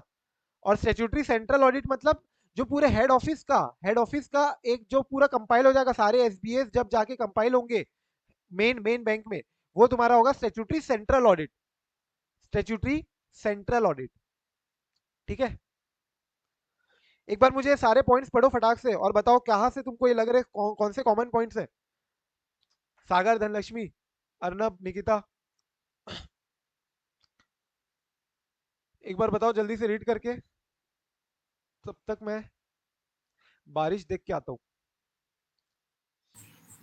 सब 1 और 4 बस लग रहा है, क्योंकि उसमें रिस्पॉन्सिबिलिटीज ऑडिटर और क्लाइंट की बतानी थी, मतलब मैनेजमेंट की, और मतलब एएस कौन सा फॉलो हो रहा है और अगर कुछ चेंजेस है तो, और स्कोप क्या है ऑडिट का। तो कितने सारे पॉइंट तो कॉमन है। पीरियड ऑफ अपॉइंटमेंट वहां पे भी था, characteristics and time of the engagement, reporting period कितना रहेगा, period of appointment, sir particulars of, हाँ। सेकंड और थर्ड नहीं था ना। सेकंड थर्ड, अब बैंक्स में कुछ तो नया डालना पड़ेगा ना, तुम अपने अपॉइंटमेंट लेटर जो होगा, तुम्हारा एंगेजमेंट लेटर होगा, engagement letter that you learn in SA 210 was for common सब एंटिटीज के लिए। अब बैंक के केस में तुमको स्पेसिफिकली बाकी जो तुम्हारे अदर जॉइंट ऑडिटर्स है, अदर स्टैट्यूटरी सेंट्रल ऑडिटर है, उनके बारे में भी तो तुमको अपने एंगेजमेंट लेटर में डिस्कस करना होगा, right. Similarly particulars of previous auditor भी यहाँ पे तुमको इंपॉर्टेंट है डालना। फिर to be compiled with in accepting the assignment, क्या क्या प्रोसीजरल रिक्वायरमेंट है ये सब देखना। फिर डिवीजन ऑफ वर्क वहां पे भी था, तुमको अगर याद आ रहा होगा तो, वहां पे नहीं था, बट पर्टिकुलरली तुमको ये देखना था कि तुम्हारी रिस्पॉन्सिबिलिटी कितनी है। रिस्पॉन्सिबिलिटी ऑफ द ऑडिटर एक पॉइंट था, और रिस्पॉन्सिबिलिटी मैनेजमेंट की क्या क्या है वो एक पॉइंट था। Do you remember? Agreeing the terms of audit engagement, correct Dhanlaxmi, agreeing the terms of audit engagement. ऐसे 299 भी जगन बोल रहा है, ऐसे 299 से रिलेटेड पॉइंट से कुछ जॉइंट ऑडिटर से रिलेटेड, ठीक है जगन, तो वहां पे डिवीजन ऑफ वर्क भी है तुम्हारा ऐसे 299 से रिलेटेड। इसके अलावा देखो और कोई रिपोर्ट और certificate to be given by the auditor, तो ये वाला पॉइंट भी तुमको मिलेगा एंगेजमेंट लेटर में कि ऑडिट रिपोर्ट, ऑडिट फॉर्मेट किस रिपोर्ट फॉर्मेट में चलेगा और क्या कोई डेविएशन एक्सपेक्टेड है, क्या any deviation expected, then also auditor should tell them separately in the engagement letter. And then in the case of statutory branch audit SBS, appointment letter is given on similar line. जो अभी तक ऊपर में पड़ा 6 point, ये statutory central audit का है, ठीक है, ये स्टैट्यूटरी सेंट्रल ऑडिट का है। बट ये बोल रहा है कि एसबीएस के केस में भी ऊपर वाले सारे पॉइंट्स आएंगे, बट तुम ही बताओ तुमको कौन सा पॉइंट लग रहा है जो 1 2 3 4 5 6 में से स्टैट्यूटरी ब्रांच ऑडिट के केस में ना आएगा, नहीं आएगा, एसबीएस के केस में नहीं आएगा, बोलो। Second point, second point with respect to other statutory central auditor, why? Branch auditor का और सेंट्रल ऑडिटर का कनेक्शन नहीं है कुछ। नहीं भैया, क्योंकि वहां पे other branch audit fifth point नहीं आएगा ना। में जॉइंट ऑडिट नहीं हो सकता है, इसलिए ब्रांच ऑडिट में division of जॉइंट ऑडिट होगा ही नहीं, therefore we don't have to tell the particulars about other joint auditors, right? Division of work वाला भी वो सब नहीं होगा पॉइंट, ठीक है। Yes. So particularly except for other auditors and division of work से के अलावा बाकी सारे पॉइंट्स कॉमन ही रहेंगे even in the case of SBS. However it is to be noted that statutory branch audit is carried out by a single firm of chartered accountants only.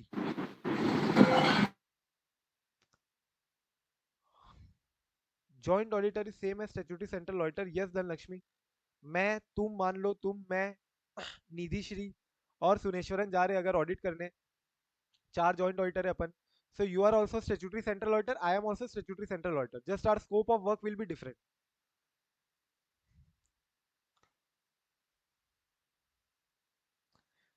So this is your content of appointment letter. Yes Dheeraj. Sir इधर fees का discuss नहीं होता है इधर, sir fees तो जरूरी होता है उधर बताना। फीस का डिस्कशन कंटेंट एंगेजमेंट लेटर में तो ही ना होगा, वो तो तुम्हारा इवन ऐसे 210 में भी नहीं है डिस्कशन फीस का, रेम्युनरेशन का। Okay this has to be decided by the management, share holding decide करेंगे, and if you are agreeing to that then only you will be coming to the agreement in the engagement letter, if you are already satisfied with that. Okay okay, thank you sir. Okay next point आ जाओ authority पे। अब important for you to underline this point, in either case RBI का approval important है, ठीक है, in either case approval of RBI is very very important for you.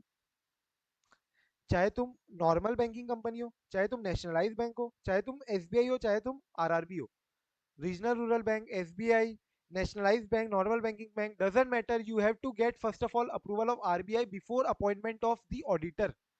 After getting the approval of the RBI, then your appointing authority will be with, in the case of normal banking company like Axis, HDFC, ICICI, normal जो अपनी banks है, क्या होगा? AGM, companies act apply, AGM में authority है, AGM में appoint होगा auditor.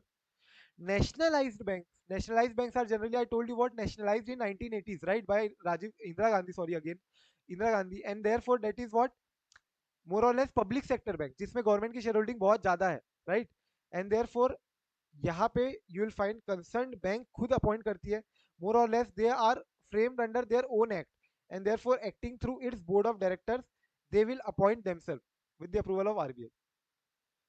Then SBI के केस में CAG ही अपॉइंट कर पाएगा in consultation with central government, CAG will be doing the appointment. And regional rural bank के again खुद concerned बैंक ही करेगी again but with the concerned approval of central government. So ये तुम्हारे appointment authority हो गए। Just remember SBI और RRB का same है मोटा माटी, जस्ट SBI के केस में कैग कर रही है, क्यों? क्योंकि SBI की holding government and everything, SBI is more और लेस गवर्नमेंट ओनली, ठीक है। सेकेंडली RRB के केस में रिमेंबर खुद बैंक कर रही है, आरआरबी और नेशनलाइज बैंक, आरआरबी और नेशनलाइज बैंक के केस में खुद बैंक ही अपॉइंट कर रही है, जस्ट दैट आरआरबी को अप्रूवल भी लेना पड़ेगा सेंट्रल गवर्नमेंट का, आरआरबी को सेंट्रल गवर्नमेंट का भी अप्रूवल लेना पड़ेगा। नेशनलाइज बैंक के केस में अपने बीओडी के थ्रू अपॉइंट कर सकती है, and in the case of normal banking company like अपनी जो प्राइवेट बैंक है सारे के सारे, वो सारे एजीएम के थ्रू अपॉइंट होंगे। ठीक है, ये भी एमसीक्यू आ सकता है। आरआरबी कौन होते हैं Dhanalakshmi? RRB are regional rural banks. Regional rural banks are have their presence मोटामाटी you will find in rural areas. ठीक है, रूरल एरियाज में सारे बैंक्स नहीं जा पाते कई बार। सो what they do is they sponsor a small bank, छोटा बैंक। अगर तुमको मान लो खोलनी है RRB, so you will need a less capital, you will get funding from your any banks also। तो वो रीजनल रूरल बैंक्स खोल सकती है गवर्नमेंट, अगर तुम गवर्नमेंट को लगता है कि ये रूरल एरिया में स्पेसिफिकली इंपॉर्टेंट है बैंकिंग ऑपरेशन और वहां पे लैक हो रहा है, बैंकिंग उतना चैनल मेंटेन नहीं है। So regional rural banks are banks which are open in rural areas, they are called as rural banks, and particularly since they are regional in nature therefore we call it as regional rural banks। देखो तीन type से classify करते हैं हम लोग banks को generally. ग्रामीण bank जैसे तुमने बोला, यस करेक्ट। एक तुमने ये सुना होगा बैंक का नाम credit access Grameen bank. Credit access Grameen bank, credit access Grameen bank एक बैंक है छोटी सी। So nationalised bank open RRB banks, not necessarily nationalised but public sector banks और nationalised generally you will find कि वही लोग स्पॉन्सर करते हैं। They generally don't sponsor but government के थ्रू, उनके थ्रू किया जाता है।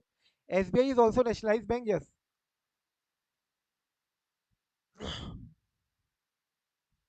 We don't have to specifically focus कि कौन नेशनलाइज्ड है कौन नेशनलाइज नहीं है, कौन कौन आरआरबी है। Just that for our purpose example के लिए, just that I am telling for that only.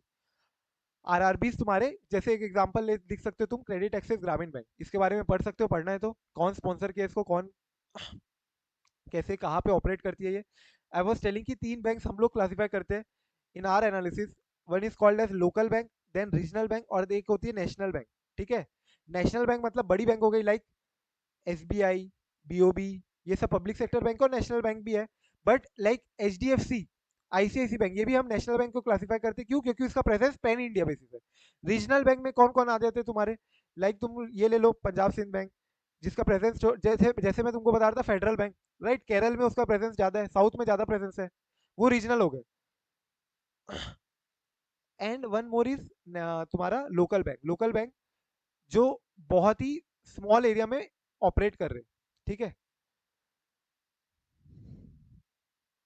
So also they have to classify कि तुम्हारे जो डिपॉजिट्स आए, deposits out as a percentage of total GDP कितना है, deposit as a percentage of GDP कितना है। So how do we determine कि 1 to 3% है तो then we classified regional bank, अगर लेस देन 1% है तो लोकल बैंक, और मोर देन 3% है तो we classified as national bank. So every bank can have their own classification, regional, rural, local.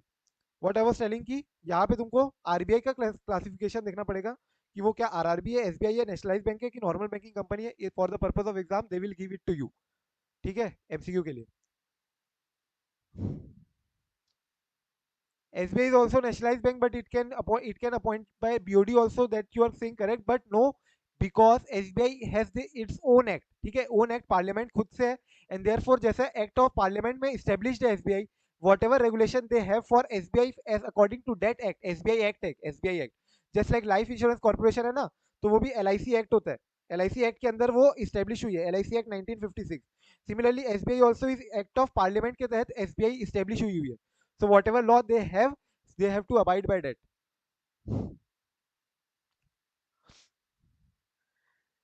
Stages in conduct of a now bank audit. अब देखो इसको अपन को थोड़ा जल्दी जल्दी करना पड़ेगा। Stages in conduct of a bank audit, ये मोर और लेस तुम्हारा एक बार अगर ऑडिट हो जाएगा ना स्टैंडर्ड्स पर्टिकुलरली, तो ये मोर और लेस स्टैंडर्ड से रिलेटेड है। ठीक है, जहां पे तुम्हारा पूरा होलसम ऑडिट अप्रोच तुमको अप्लाई करना पड़ता है। तो क्या तुम बैंक ऑडिट में क्या क्या कंसिडर करोगे। स्टेज 1, पहला स्टेज अपना इनिशियल कंसिडरेशन, पहले क्या क्या देखोगे तुम, पहले क्या क्या देखते हो, बोलो जल्दी जल्दी। पहले क्या क्या देखते हो। अगर तुम मान लो शादी के लिए देखने जा रहे हो अपना पार्टनर, तो तुम क्या क्या इनिशियल क्या क्या कंसिडर करोगे, क्या क्या पॉइंट्स कंसिडर करोगे, फटाफट बताते जाओ। एक्सेप्टेंस ऑफ एंगेजमेंट और नॉट, यस पूजा, क्या तुमको एक्सेप्टेंस है कि नहीं कि तुम उससे एंगेजमेंट करोगी कि नहीं करोगी, ये तुम बोलना चाह रहे हो सबसे पहले। एक्सेप्टेंस है कि नहीं, पहला पॉइंट। और क्या क्या देखोगी पूजा। earlier communicate with the auditor। Previous communication with the auditor, background क्या है, प्लानिंग करें, हम प्लानिंग इंक्वायरी क्या है, करते आगे फ्यूचर की प्लानिंग पूछोगे कि नहीं, इंक्वायरी करेंगे पहले। क्या इंक्वायरी करोगे। प्रीवियस ऑडिटर जैसे बोल रहे हैं वैसे शादी के लिए कि कहीं से इंक्वायरी करना है तो तुम ये देखोगे कि भैया जहां से तुम आ रहे हो, तुम्हारा जो पास्ट है, पास्ट रिलेशनशिप, तो तुमने उसके साथ प्रॉपरली कम्युनिकेट किया था कि नहीं किया था? Communication should be there, right? Proper communication होना चाहिए, कहीं भी कम्युनिकेशन गैप नहीं होना चाहिए विद द प्रीवियस ऑडिटर। फिर उसके बाद जैसे तुमने बोला प्लानिंग करेंगे, कि तुम्हारी नेक्स्ट प्लानिंग क्या है? तुम्हारे पास इतने सारे पैसे हैं, तो तुम पूछोगे जरूर कि तुम प्लान कैसे करते हो, फाइनेंशियल प्लानिंग कैसे रहती तुम्हारी। सिमिलरली प्लानिंग यहाँ पे भी देखना है। और बोलो, और क्या देखोगे? Internal control system. Internal control system अपन आएंगे, यहाँ पे अपन को बिजनेस ऑपरेशन देखेंगे, उसके बाद रिस्क असेसमेंट में पूरा इंटरनल कंट्रोल्स वगैरह वो सब भी देखेंगे। यहाँ पे सोचते जाओ जल्दी, नेचर ऑफ बिजनेस क्या है? नेचर ऑफ तो बिजनेस ये बात अपन नीचे मतलब आप देखेंगे। जब बात करोगे तब आपकी सारी बात बताओगे कि ये है what you right. Want actually. So मैं अगर बात करूँ तो करेक्ट बोल रही है पूजा, कि मैं बता दूंगा कि भैया अभी मेरा इतना कर्जा चल रहा है, लोन इतना चल रहा है, एंड देयरफॉर मेरे को इतना लोन मैं पटाऊंगा, उसके बाद ही मैं कंट्रीब्यूट कर पाऊंगा। ठीक है? सो तुम बता देना कि तुम्हारे पापा में का भी लोन चल रहा है, वो तुम पटाते रहोगे, और जब वो लोन खत्म हो जाएगा then only we will see कि मेरा पैसा तुम्हारा पैसा है कि नहीं, और तुम्हारा पैसा मेरा पैसा है कि नहीं। ठीक है? सो डिक्लेरेशन ऑफ इंडेटनेस तुमको देना है। इंटरनल असाइनमेंट तुम्हारा आई, और कहीं भी तुम काम कर रहे हो क्या? तुम कहाँ कहाँ जॉब कर रहे हो, और कहीं भी तुमको यहाँ पे तो जॉब करनी ही है, शादी में, शादी के बाद, शादी के बाद जॉब का करनी घर में, घर के अलावा और कहाँ कहाँ पे इंटरनल असाइनमेंट्स और तुम कहाँ कहाँ कर रहे हो। टर्म्स क्या क्या रहेंगे तुम्हारे, major terms of audit engagement. So ये सारे पॉइंट्स अपन को देखना है इनिशियली। ठीक है? मोटा माटी सारे पॉइंट्स देखोगे तो एक्सेप्टेंस कंटिन्यूस है कि नहीं, इंडेटनेस का डिक्लेरेशन दे देना। इंटरनल असाइनमेंट तुम और कोई एक्सेप्ट नहीं कर सकते हो। बैंक ऑडिट के केस में इंटरनल ऑडिट, अगर तुम मान लो बैंक ऑडिट कर रहे हो, एसबीआई की कोई ब्रांच ऑडिट भी कर रहे हो, तो उस केस में तुम एसबीआई से स्टॉक ऑडिट एक्सेप्ट नहीं कर पाओगे। एसबीआई ने मान लो लोन दिया हुआ है मेरे को, ठीक है, एसबीआई ने मेरे को लोन दिया हुआ है, तो इट वांट्स कि मैं अपना स्टॉक ऑडिट कराते रहूं। क्यों? क्योंकि मैंने तो स्टॉक दिया है ना एसबीआई को एज अ कोलेटरल। तो क्वार्टरली स्टॉक ऑडिट करवाती है एसबीआई। एंड ये भी देख लो कहीं डिस्कालिफिकेशन तो अट्रैक्ट नहीं हो रही है। ठीक है धनलक्ष्मी, सही बोल रहे हो? तुम्हारे लिए क्वालिफाइड है कि नहीं है वो तुमको देखना पड़ेगा। ठीक है? कि ये बंदा तुमको सीए चाहिए कि एमबीए चाहिए, जैसा चाहिए वो डिस्कालीफाइड नहीं होना चाहिए उस मैटर पे, क्वालिफाइड बंदा होना चाहिए। तो डिस्कालिफिकेशन भी देख सकते हो। मैं बोल रहा था तुमको internal assignment in the case of statutory audit, अगर मान लो एसबीआई का मैंने ब्रांच ऑडिट कर रहा हूँ, तो एसबीआई के लिए मैं स्टॉक ऑडिट नहीं कर पाऊंगा। एसबीआई ने किसी और को लोन दिया होगा, तो वो लोन के लिए कोलेटरल उसने स्टॉक रिसीवेबल अकाउंट रिसीवेबल लिया होगा, बट वो स्टॉक अकाउंट रिसीवेबल का स्टॉक ऑडिट होता है generally, right? You might have heard. तो वो स्टॉक ऑडिट के लिए अपन को मान लो अपॉइंट करती है, तो मैं वो नहीं करूंगा, मैं वो नहीं करूंगा। ठीक है? इसके अलावा इंडेटनेस का डिक्लेरेशन जो तुम बोल रहे थे धनलक्ष्मी, क्या तुम डिस्कालीफाई हो रहे हो क्या under section 141 sub section 3 of companies act? Disqualified नहीं होना चाहिए, क्वालिफाइड होना चाहिए बंदा। प्लस टर्म्स क्या है तुम्हारे, ये तुम लिखित में ले लो पहले ही। ठीक है? बाद में झगड़ा बिल्कुल नहीं होना चाहिए, लिखित में लेके रखना पहले से ही, ताकि अगर बाद में कुछ काम भी है कोर्ट कचहरी में तो अपना सब सॉर्ट हो जाए। Communication with previous auditor, as I told 118 schedule 1 part 1 clause 8 तुमको यहाँ पे देखना पड़ेगा, that will learn in professional ethics. Planning तुमको प्रॉपर्ली देखनी पड़ेगी, establishing the engagement. So this all points you will consider initially. इसके बाद देखो अंडरस्टैंडिंग द बिजनेस ऑपरेशन। अब तुम इनिशियली ये सारी बातें देख लिए, अब तुम बंदे का क्या देखोगे, बिजनेस कैसा है। ठीक है? बिजनेस वालों से ही शादी करना। अब बिजनेस कैसा है ये तुम देखोगे, बिजनेस ऑपरेट कहाँ करता है। तो सबसे पहले विल अंडरस्टैंड कि इन्वायरमेंट क्या है बिजनेस का, इंक्लूडिंग उसके इंटरनल कंट्रोल्स क्या क्या है उसके अंदर। सो बैंक्स की particularly internal controls are very very important. ठीक है? ET means engagement team Pooja. ET means engagement team. Engagement team मतलब क्या होती है? एंगेजमेंट टीम मतलब मान लो ये मेरा एक पार्टनर है, मेन पार्टनर, इसको अपन क्या बोलते हैं, एंगेजमेंट पार्टनर। इसके अंदर बहुत सारे स्टाफ आएंगे, जैसे तुम जाते हो ऑडिट करने, तो तुम अपने मैनेजर को रिपोर्ट करते हो, मैनेजर फिर रिपोर्ट करते हैं अपने पार्टनर को, तो एंगेजमेंट पार्टनर हेड करते हैं ऑडिट को। उसके अंदर काफी सारे स्टाफ होते हैं, और ये सब मिला के अपनी क्या होती है, engagement team.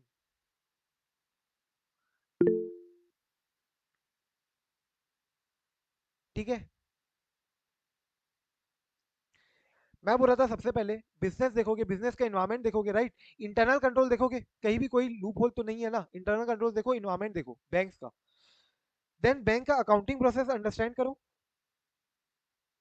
And very very important risk management system.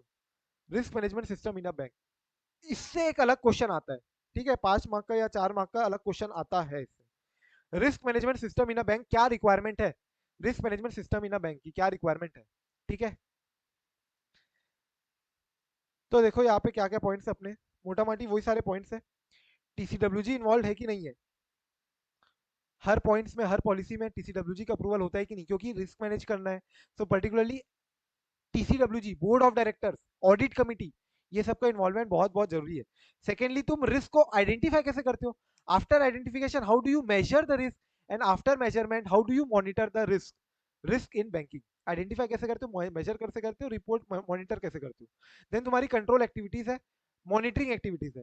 Control activities है, मॉनिटरिंग एक्टिविटीज। कंट्रोल एक्टिविटी मतलब तुम्हारी कंट्रोल एक्टिविटी से, लाइक एग्जांपल जैसे नॉर्मल एंटिटी के केस में तुम्हारा P2P प्रोसेस एक होता है, so that is called as control activity only. P2P मतलब प्रोक्योर टू पे। सिमिलरली यहाँ पे कोई भी तुम्हारा ट्रांजेक्शन हो रहा है, लाइक कैश का ट्रांजेक्शन है, तो वो पहले ट्रांजेक्शन ऑथराइज होना चाहिए, एसओडी होनी चाहिए प्रॉपर्ली फॉलो, देन उसकी एक लिमिट सेट हो गई, और लिमिट सेट के अंदर अगर कोई भी एक्सेप्शन है, जैसे मैंने लिमिट के ऊपर कोई ट्रांजेक्शन कर दिया, तो वो क्या हो गया, एक्सेप्शन हो गया। तो एक्सेप्शन की प्रॉपर रिपोर्टिंग होनी चाहिए। तो ये सब तुम्हारे पॉइंट्स हो गए कंट्रोल एक्टिविटी के अंदर। कंट्रोल एक्टिविटी में तुम्हारे ये सारे पॉइंट्स ऑडिटर को देखने हैं। क्या देखने हैं कि भैया जो भी ट्रांजेक्शन हो रहा है वो ऑथराइज होना चाहिए, एसओडी होनी चाहिए, लिमिट एक होनी चाहिए कोई भी ट्रांजेक्शन की, कि ये लिमिट के ऊपर तुम ट्रांजेक्शन नहीं कर सकते, या ये लिमिट के ऊपर करना है तो further next level of approval लगेगा। अभी तो तुमने सीओ से अप्रूवल लिया, अब तुम एससीओ से अप्रूवल लोगे। सीओ मतलब कॉर्पोरेट ऑफिसर, कॉर्पोरेट ऑफिसर के ऊपर तुमको अप्रूवल लेना पड़ेगा senior corporate officer, senior credit officer. तो अप्रूवल लेवल हो सकता है बढ़ जाए, लिमिट एक सेट हो, और अगर कहीं भी एक्सेप्शन हो रहा है तो रिपोर्टिंग हो। ये सब कंट्रोल एक्टिविटीज के अंदर मैं देखूंगा। सिमिलरली मॉनिटरिंग एक्टिविटीज के अंदर मैं देखूंगा कि मेरा एक risk management undertaking under unit है कि नहीं इंडिपेंडेंट, जो प्रॉपर मेथडोलॉजी लगा के, प्रॉपर मॉडल लगा के रिस्क को मेजर करे। ये मैं देखूंगा मॉनिटरिंग करने के लिए। And lastly reliable information system होना चाहिए मेरा, रिलायबल इंफॉर्मेशन सिस्टम होना चाहिए। ये कैसे याद करना है, तो ऐसे याद कर सकते हो, आइडेंटिफाई करो कि सीएम कौन है, उसके लिए रिलायबल इंफॉर्मेशन चाहिए, देयरफॉर टीसीडब्ल्यूजी को भी इन्वॉल्व करना पड़ेगा। सीएम कौन है मतलब सी से कंट्रोल एक्टिविटी, एम से monitoring activity. Control activity, monitoring activity, reliable information system. अच्छा मुझे फटाफट से बताओ धनलक्ष्मी, ये सारे पॉइंट्स अपन ने ऑलरेडी किए हुए हैं, तुमको क्या याद आ रहे हैं? Control activity, monitoring activity, information system, कौन से ऐसे में थे ये सारे पॉइंट्स?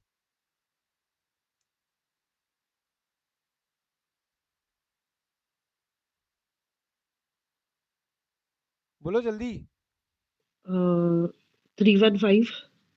ऐसे 315 करेक्ट पूजा, ऐसे 220 नहीं है। ऐसे 315 में जहां तुम्हारे कंट्रोल इन्वायरमेंट है, तो कंपोनेंट्स, एक कंपोनेंट्स ऑफ इंटरनल कंट्रोल जो है उसका एक कंट्रोल इन्वायरमेंट एक कंपोनेंट है। Similarly other components are control activity, monitoring of risk, ठीक है, risk assessment process, and then तुम्हारा लास्टली इंफॉर्मेशन सिस्टम। तो ये तुम्हारे कंपोनेंट्स ऑफ इंटरनल कंट्रोल के रूप में भी तुम इसको याद रख सकते हो चाहो तो। कोई दिक्कत की बात है अभी तक? यस और नो?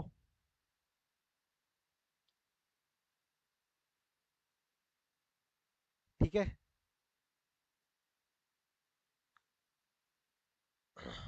पक्का पक्का।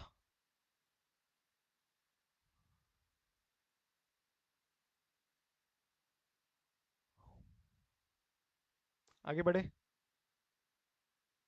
Now after understanding the business, now you will assess the risk, risk assessment करना। ठीक है, stage 3 is what? Risk assessment. Particularly risk of material misstatement देखोगे, रिस्क ऑफ फ्रॉड देखोगे, स्पेसिफिक रिस्क देखोगे, and risk associated with outsourcing of activities, ये भी देखोगे। सो अगर तुम जा रहे हो शादी के लिए पार्टनर देखने, सो तुम देखोगे सबसे पहले रोमम, रिस्क ऑफ मटेरियल मिसस्टेटमेंट, क्या वो कुछ मिस रिप्रेजेंटेशन, मिस स्टेटमेंट देता है क्या, बातें गलत तरीके से बताता है क्या, वेदर ही miss communicates, miss represent, miss statement, कुछ गलत बताता है क्या जो उसको सही बताना चाहिए। फिर फ्रॉड रिस्क कितना है, सोनू की टीटू की स्वीटी, ठीक है, मूवी देखे होंगे सोनू की टीटू की Sweety. So risk of fraud, that also you have to consider, right. Specific risk कुछ और अलग हो सकता है, with that, particular partner, and risk associated with outsourcing of activity. अब जो भी काम तुम उसको दोगे, क्या वो करेगा कि नहीं करेगा, क्या वो करेगा कि नहीं करेगा, क्या वो करेगी कि नहीं करेगी, ठीक है। तो जो भी तुम आउटसोर्स करोगे उसको, घरेलू काम, वो क्या वो करेगा कि नहीं करेगा, outsourcing the activity, risk associated with outsourcing of activity. ये 4 रिस्क है मेरे को रिस्क असेसमेंट में देखना है। पर्टिकुलरली रॉमम में तुमको 315 फॉलो करना पड़ेगा। रिस्क ऑफ फ्रॉड में तुमको फ्रॉड रिस्क के लिए एसओ 240 देखना पड़ेगा। स्पेसिफिक रिस्क में तुमको स्पेसिफिक कोई भी एग्जांपल आईटी रिलेटेड रिस्क लग रहा है बैंक में ज्यादा होती है। इंडस्ट्री वाइड अलग ही रिस्क है, बैंक एक अलग इंडस्ट्री हो गई, सो इंडस्ट्री वाइड कोई और स्पेसिफिक रिस्क लग रही है तो वो तुमको अंडरस्टैंड करना पड़ेगा। And lastly outsourcing of activity, normal entity भी आउटसोर्स तो करती है। मैंने एग्जांपल दिया था ऐसे 440 में, do you remember last batch वालों, क्या कि ऐसे 440 में अपन आउटसोर्स करते हैं। सो एलएनटी जैसे आउटसोर्स कर रही थी अपना इम्प्लॉय से रिलेटेड हैंडलिंग जो पॉइंट्स है, इम्प्लॉय की शीट एक प्रॉपर्ली पूरी बना के देगी, जस्ट वो शीट वगैरह आएगी, प्रॉपर्ली चेक होगा और पेमेंट हो जाएगा बस। लेकिन पूरा हैंडल करना कोई और एंटिटी कर रही है। ऐसे 402, सॉरी यस कृपाली करेक्ट, ऐसे 402। सो सिमिलरली नॉर्मल छोटी छोटी एंटिटी भी आउटसोर्स करती है। बैंक्स को तो आउटसोर्स करना ही पड़ेगा, banks are very very important for them to outsource. जैसे एटीएम कॉर्पोरेशन मैंने आउटसोर्स कर दिया, सीएमएस कंपनी नाम सुने होंगे तुमने, कुछ बैंक्स ने एटीएम कॉर्पोरेशन उसको आउटसोर्स करके रखा है, एटीएम पूरा हैंडल वो लोग करेंगे। रिमोट बैंकिंग हो सकते है तुमने किसी और को आउटसोर्स कर दिया है, कार्ड इश्यूएंस तुमने किसी और को आउटसोर्स कर दिया। तो आउटसोर्सिंग ऑफ एक्टिविटी से रिलेटेड क्या क्या रिस्क है, क्या रिस्क होते हैं जनरली, कॉन्फिडेंशियलिटी रिस्क होता है, leak of information, correct right. Similarly इसके अलावा रिस्क होता है तुम्हारा कि बिजनेस हैम्पर ना हो जाए मेरा, इन द सेंस कि मैं अगर उसके साथ ट्रांजेक्शन करते जाऊं तो मेरा ध्यान कहीं ना भटक जाए। So extensive use by modern banks outsourcing leads to reduction in the cost and expertise service, however कुछ रिस्क एसोसिएटेड होते हैं with this outsourcing of activity. तो ये सारे रिस्क तुमको देखने पड़ेंगे। अब ये एक एक स्टेज में से एक एक पॉइंट आ सकता है, and therefore I am linking it with शादी का न्योरा, ठीक है। So link with that so that you at least try to broadly get all the points, ठीक है। रिस्क ऑफ अपना जो रिस्क असेसमेंट में अपन ने क्या क्या देखा, मटेरियल मिसस्टेटमेंट तो नहीं करता बंदा, मेरे को गलत सलत तो नहीं बताता है, क्या वो फ्रॉड करने वाला है क्या, सोनू की टीटू की स्वीटी। फिर स्पेसिफिक रिस्क क्या है उसके अंदर, स्पेसिफिक रिस्क तुम सोच सकते हो, स्पेसिफिक रिस्क और risk associated with outsourcing of activities, risk associated with outsourcing of activities। इसके बाद अपना एग्जीक्यूशन चालू होगा, स्टेज 4 एग्जीक्यूशन। यहाँ पे आप पूजा देखो, एंगेजमेंट टीम का डिस्कशन होगा, ठीक है। सब लोग बैठेंगे अपन, मान लो तुम सब लोग हो, मैं एंगेजमेंट पार्टनर हूँ, अपन सब डिस्कस करेंगे कैसे कैसे करना है। What is the first line, CTABD Nidhishree इतिट class of transaction account balance and disclosure, that we will detail में अपन पढ़ेंगे ऐसे 315 और चैप्टर 3 के अंदर, ठीक है। क्या होता है क्लास ऑफ ट्रांजैक्शन, क्या होता है अकाउंट बैलेंस, क्या होता है डिस्क्लोजर लेवल, ठीक है। ये 3 असर्शन लेवल होते हैं। Assertion level if you are already aware about it good, if not then will already be dealing in detail in chapter 3 ऐसे 315।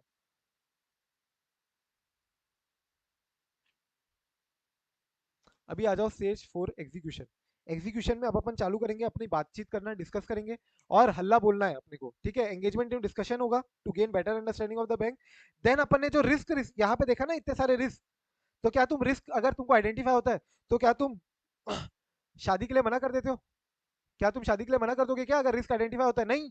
तुम भी तो देखोगे कि हाँ हाँ मेरे में भी कई काफी सारे रिस्क होंगे, and therefore we have to respond to that risk. क्या हम कैसे रिस्पॉन्ड करें, कैसे असेस करें रिस्क को और कैसे टैकल किया जाए रिस्क को। तो response to the assess risk, to design implement overall responses to address the assess risk at the financial statement level according to SA 330। सो ऐसे 315 में अपन क्या करते हैं, आइडेंटिफाई करते हैं रॉमम, और ये जो रॉमम अपना आइडेंटिफाई होता है वो अपन ऐसे 330 में क्या करते हैं, एफएपी लगा के, फर्दर ऑडिट प्रोसीजर लगा के रिस्क को रिस्पॉन्ड करते हैं। जो जो रिस्क अपन को समझ में आई थी उसको अपन रिस्पॉन्ड करेंगे, how, by applying further audit procedure, ठीक है। So we will have to respond to those assess risk, and then एक ओवरऑल ऑडिट स्ट्रेटेजी बनाना पड़ेगा अपने को। अब ओवरऑल स्ट्रेटेजी बनाना पड़ेगा, शादी के लिए हाँ करनी है अब लास्टली, राइट। तो स्ट्रेटेजाइज करना पड़ेगा कितने डांस करने तुमको, कौन कौन आने वाला है, सारी चीजें आप स्ट्रेटेजाइज करते जाओ। एंड लास्टली एक मेमोरेंडम लिस्ट बनाते जाओ, मेमोरेंडम लिस्ट बनाते जाओ सब चीजें की। समराइज करो team audit plan, team audit कौन कौन टीम में कैसे कैसे टीम डांस कितना होगा, सोलो परफॉर्मेंस कितनी है। Preparing an audit planning memorandum, describing scope and extent of audit procedure, ये सारी बातें हाईलाइट करना है को। सिग्निफिकेंट इशू कुछ भी आ रहा है तो, ठीक है, कोई भी सिग्निफिकेंट इशू लग रहा है तुमको तो that you should highlight. Provide evidence that they have plan the audit engagement and have responded to various risk, ये तुम्हारे हो गए ऑडिट प्लानिंग मेमोरेंडम में। एंड लास्टली मटेरियलिटी डिटरमाइन करोगे एंड गोइंग कंसर्न भी कंसीडर करोगे। गोइंग कंसर्न मतलब तुमको कंसीडर करना पड़ेगा, शादी तो मैं कर रही हूँ लेकिन क्या ये जन्मों जन्मों तक चलते रहेगा, क्या 7 जन्म तक चलेगा कि नहीं चलेगा। गोइंग कंसर्न तुमको असेस करना है कि क्या ये जल्दी डिसॉल्व तो नहीं हो जाएगा, या क्या ये चलते रहेगा कि नहीं चलते रहेगा, गोइंग कंसर्न, ठीक है। कंसिडरेशन ऑफ गोइंग कंसर्न, क्या कोई ऐसा इवेंट्स और कंडीशन है विच में cast significant doubt on the entities ability to continue as going concern which will study in SA 570 anyway. So ये सारी बातें तुमको यहाँ पे कंसिडर करनी है। कहाँ पे? When we are actually executing. Discuss करोगे, रिस्पॉन्ड करोगे, रिस्पॉन्ड करने के बाद तुमने डिटरमाइन कर लिया कि हाँ करना ही है शादी, तो भैया क्या दिक्कत की बात है। तो ओवरऑल स्ट्रेटेजी बनाओ, प्रॉपरली अंडरस्टैंड करो कि कहाँ पे सिग्निफिकेंट हाईलाइट करना पड़ेगा तुमको। कोई मेजर इशू है, गुलाब जामुन नहीं हो पा रहा है, तो हाईलाइट करो वो चीज़ को। इसके अलावा प्लानिंग मेमोरेंडम, लिस्ट बनाओ, लिस्ट बनाओ। मर्टिलिटी डिटरमाइन करो और गोइंग कंसर्न देखो कि ये 7 जन्म तक चलना ही चाहिए हमारा रिश्ता। Lastly reporting. रिपोर्टिंग में देखो, ये तो अपन ने ऑलरेडी कवर कर लिया है। ये जो अपन ने ऊपर में कवर किया था ना, याद है? Apart from main audit report, apart from main audit report, वही वाला ये, वो एसएम में यहाँ पे दिया हुआ है। Apart from main audit report auditor will also have to report on following.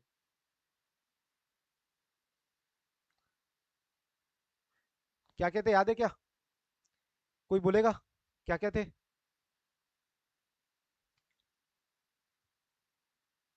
कोई बोलेगा क्या?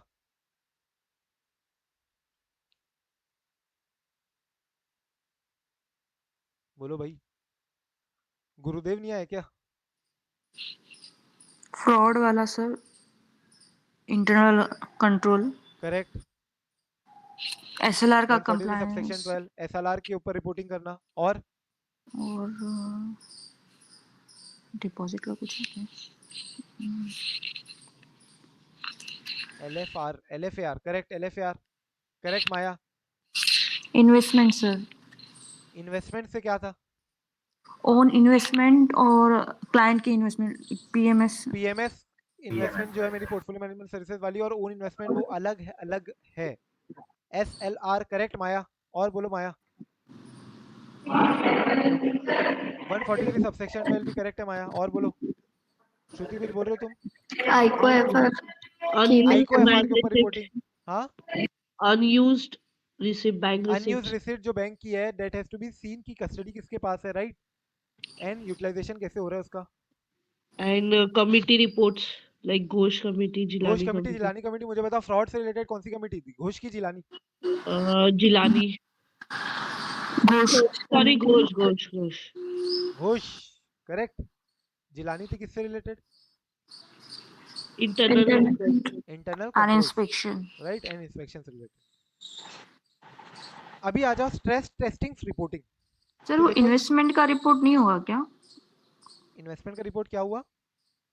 वो ओन इन्वेस्टमेंट एंड पीएमएस वाला। हाँ, वो भी करना है ना, that is also has to be okay covered. Okay sir. अभी next come to stress testing reporting. Stress testing reporting generally see banks are linked with economy. Bank as a whole is linked with economy. अगर bank downfall होता है, पूरी पूरी economy तहस नहस हो सकता है, ठीक है। Any bank you see, Indian banking system is now currently very very strong because of low NPAs, high provision coverage. अगर एनपीए है भी तो प्रोविजन कवरेज बहुत है अपने पास, प्रोविजन बनाया हुआ है अच्छा खासा। एंड देन कोविड के टाइम में जब बहुत ज्यादा रिसेशन का टाइम आ गया था, तो पर्टिकुलरली गवर्नमेंट ने इन्फ्यूज किया हुआ है capital in all public sector banks, and even private banks are anyway performing better only. और पब्लिक सेक्टर बैंक्स के तुम परफॉर्मेंस देखोगे तो they have also started performing well. अभी जैसे मैंने बताया, जो जिस पे हम लोग काम करें, यूको बैंक, यूको बैंक जिस पे मैं एक करेंटली क्लाइंट है। So UCO bank till now was not onboarded by us. Onboarded मतलब हम उनको पैसे नहीं दे रहे थे। Now we have to give पैसे टू देम, राइट? उनको लोन देना है यूको बैंक को। UCO bank is coming since years, but we were not lending to it because UCO bank was a public sector bank. Although public sector सारे bank है हमारे portfolio में already, ठीक है, बट यूको बैंक का फाइनेंशियल मैट्रिक्स उतना strong नहीं था। बट यू विल फाइंड कि अब मोस्टली पब्लिक सेक्टर बैंक भी काफी अच्छा परफॉर्म कर रहे। So what I was telling कि परफॉर्मेंस वाइज अपन फोरकास्ट नहीं करते हैं, अनलाइक अदर अदर बाकी जगह पे क्या करते हैं, अपन फोरकास्ट करते हैं कि एंटिटी अच्छा सिनेरियो में कैसे कैसा परफॉर्म करेगी। But in banks we do stress testing. Stress testing मतलब अपन उनको स्ट्रेस में डालते हैं, बैंक्स को अपन स्ट्रेस में डालते हैं इन द सेंस, हम बेस के सिनेरियो में लेते हैं, अगर मान लो जीएनपी अभी चल रहा है 3%, so we consider 20% increase and will see कि 3.6% जीएनपी हुआ तो क्या होगा। अगर मेरी रिकवरी इतनी नहीं हुई तो क्या होगा, मेरे को इतना राइट ऑफ करना पड़ा तो क्या होगा। मेरे लोन्स एंड एडवांसेस 10% से ग्रो होने चाहिए, लेकिन बेस केस में मैं 2% मानूंगा, या मेरे लोन्स एंड एडवांसेस मान लो मेरे को एवरेज मेरे को दिख रहा है लास्ट 10 ईयर्स एवरेज मेरे को दिख रहा है 20% से ग्रो हो रहे हैं, लेकिन मैं मानूंगा स्ट्रेस सिनेरियो में कि जीडीपी का जो ग्रोथ रेट है ना उतने ही ग्रोथ रेट से मेरा लोन्स एंड एडवांसेस ग्रो होगा, because GDP growth rate denotes what कि जो बैंक्स कैसे जो ओवरऑल इंडियन इकोनॉमी कैसे ग्रो होगी। अगर इंडियन इकोनॉमी ग्रो होगी तो they will ask for money, and when they will ask money then only we will be able to give loans and advances, right, then only we will be able to lend, and therefore lending will increase by the percentage of GDP growth rate. और उससे भी ज्यादा worst के scenario में अपन और उसको बढ़ा देते, स्ट्रेस टेस्टिंग करते। So we do stress testing because we don't want banks to fail. हम ये देखना चाहते हैं कि अगर ऐसा कोई केस आ गया तो बैंक फेल हो गई तो क्या हो जाएगा, क्या अनर्थ हो सकता है क्या। Getting this? सो एक स्ट्रेस टेस्टिंग रिपोर्टिंग होती है generally. If you want you can download this, एक बार पढ़ के देख सकते हो। अभी तो टाइम है नहीं तुम लोग के पास, बट लेटर ऑन आरबीआई की साइड में तुमको एक एफएसआर रिपोर्टिंग होती है। FSR is financial stability report, financial stability report, जहां पे पूरा पूरा बैंकिंग के ऊपर हाफ ईयरली रिपोर्ट निकालती है आरबीआई कि बैंक्स का कैसा रहा परफॉर्मेंस, इन्वेस्टमेंट कैसे रही, हेल्थ और ट्रेड की सिक्योरिटी में कैसा हुआ, लिक्विडिटी कैसे रही, इंटरेस्ट रेट इन्वायरमेंट कैसा रहेगा, सब सब सब everything. So you will go to तुम्हारा पब्लिकेशंस हाफ ईयरली एफएसआर ये वाला, इसकी रिपोर्टिंग अगर तुमको पढ़ना है कभी, so you can go through this. अभी अभी आई है ये 28 जून को, रिगार्डिंग 1 अक्टूबर से 31 मार्च 2023 तक का, ठीक है। So you will find this, देखो माइक्रो फाइनेंशियल रिस्क के ऊपर पूरा पूरा बताते हो लोग डिटेल में, 300-400 पेज की रिपोर्ट है। Financial institution soundness and resilience, regulatory initiatives in the financial sector. So this even I am going through for the purpose of my UCO bank जिसके ऊपर काम करूँ मैं। सो उसके ऊपर पूरा इंडस्ट्री एनालिसिस करना है, यू इकोनॉमी एनालिसिस करना है, एंड बैंकिंग का एनालिसिस करना है, and then accordingly will have to see कि कितना स्ट्रेस किया जा सकता है। यहाँ पे यू विल सी कि जो ये रेगुलेटरी इनिशिएटिव के ऊपर जो है ना, financial institution soundness and resilience, ये वाले इसको देखोगे तो यहाँ पे दिस ऑल्सो टेल कि आरबीआई ने स्ट्रेस कर करके कितना देखा है, आरबीआई ने स्ट्रेस कर करके देखा है कि कितना बैंकिंग सिनेरियो क्या दिख रहा है तुमको, ठीक है। So what I was telling is stress testing reporting is also has to be done by the banks. And एक हो गया तुम्हारा बासिल 3 का framework. Basel 3 framework is mandatory for the banks to disclose. Basel 3 framework में कई सारे disclosure requirement है, like तुम्हारा सीआरएआर है। CRAR is particularly linked with Basel की रिक्वायरमेंट, जो आरबीआई है उसने सीआरएआर की रिक्वायरमेंट बासिल से लिंक करके रखी है। तो तुम्हारा सीईटी 1 जो रेशियो होता है होना चाहिए वो 8% होना चाहिए, टीयर 1 जो होना चाहिए वो 9.5% होना चाहिए, और टीयर 2 रेशियो होना चाहिए वो 11.5% होना चाहिए, ठीक है। ये सब रेशियोज कहाँ से आ रहे हैं, बासिल 3 के रिक्वायरमेंट से आ रहे हैं। क्या ये अपने सिलेबस में क्या नहीं है, ठीक है, just I am telling you कि बासिल 3 फ्रेमवर्क में क्या होता है। जैसे लिक्विडिटी कवरेज रेशियो तुम्हारा होना चाहिए मिनिमम 100%, एनएसएफआर रेशियो एक होता है वो होना चाहिए। तो ये सब रेशियो बासिल 3 फ्रेमवर्क है, वो this also have to be reported as an auditor. We also have to report on all this points कि एनएसएफआर कहीं पे भी 100% से कम हो गया था क्या, एलसीआर कहीं पे भी 100% से कम हो गया था क्या on any particular day. So all this points have to be reported by the auditor. अभी आ जाओ special consideration in IT environment.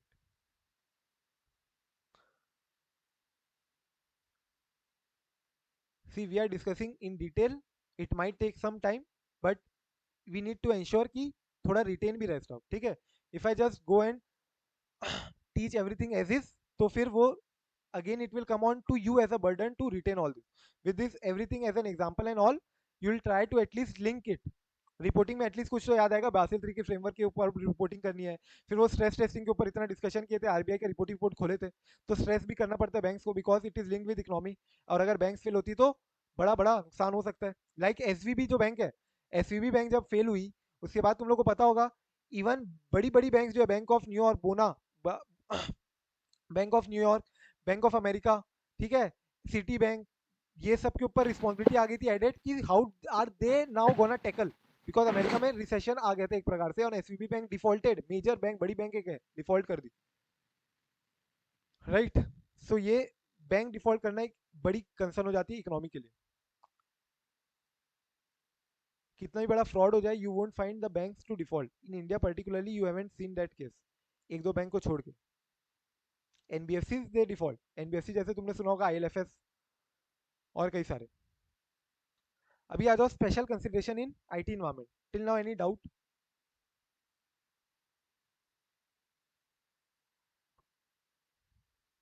नहीं है तो फटाफट से एक बार ये पढ़ो। ये सारे पॉइंट पढ़ो. इट इज इजी कि तुमको आईटी इन्वायरमेंट है in the case of banks and therefore तुमको क्या स्पेशल कंसिडरेशन लेना पड़ेगा. What we will do is we will try to learn, but first of all comprehend by yourself. क्या बोलना चाह रहे हो? Very easy to comprehend. फटाफट से पढ़ो.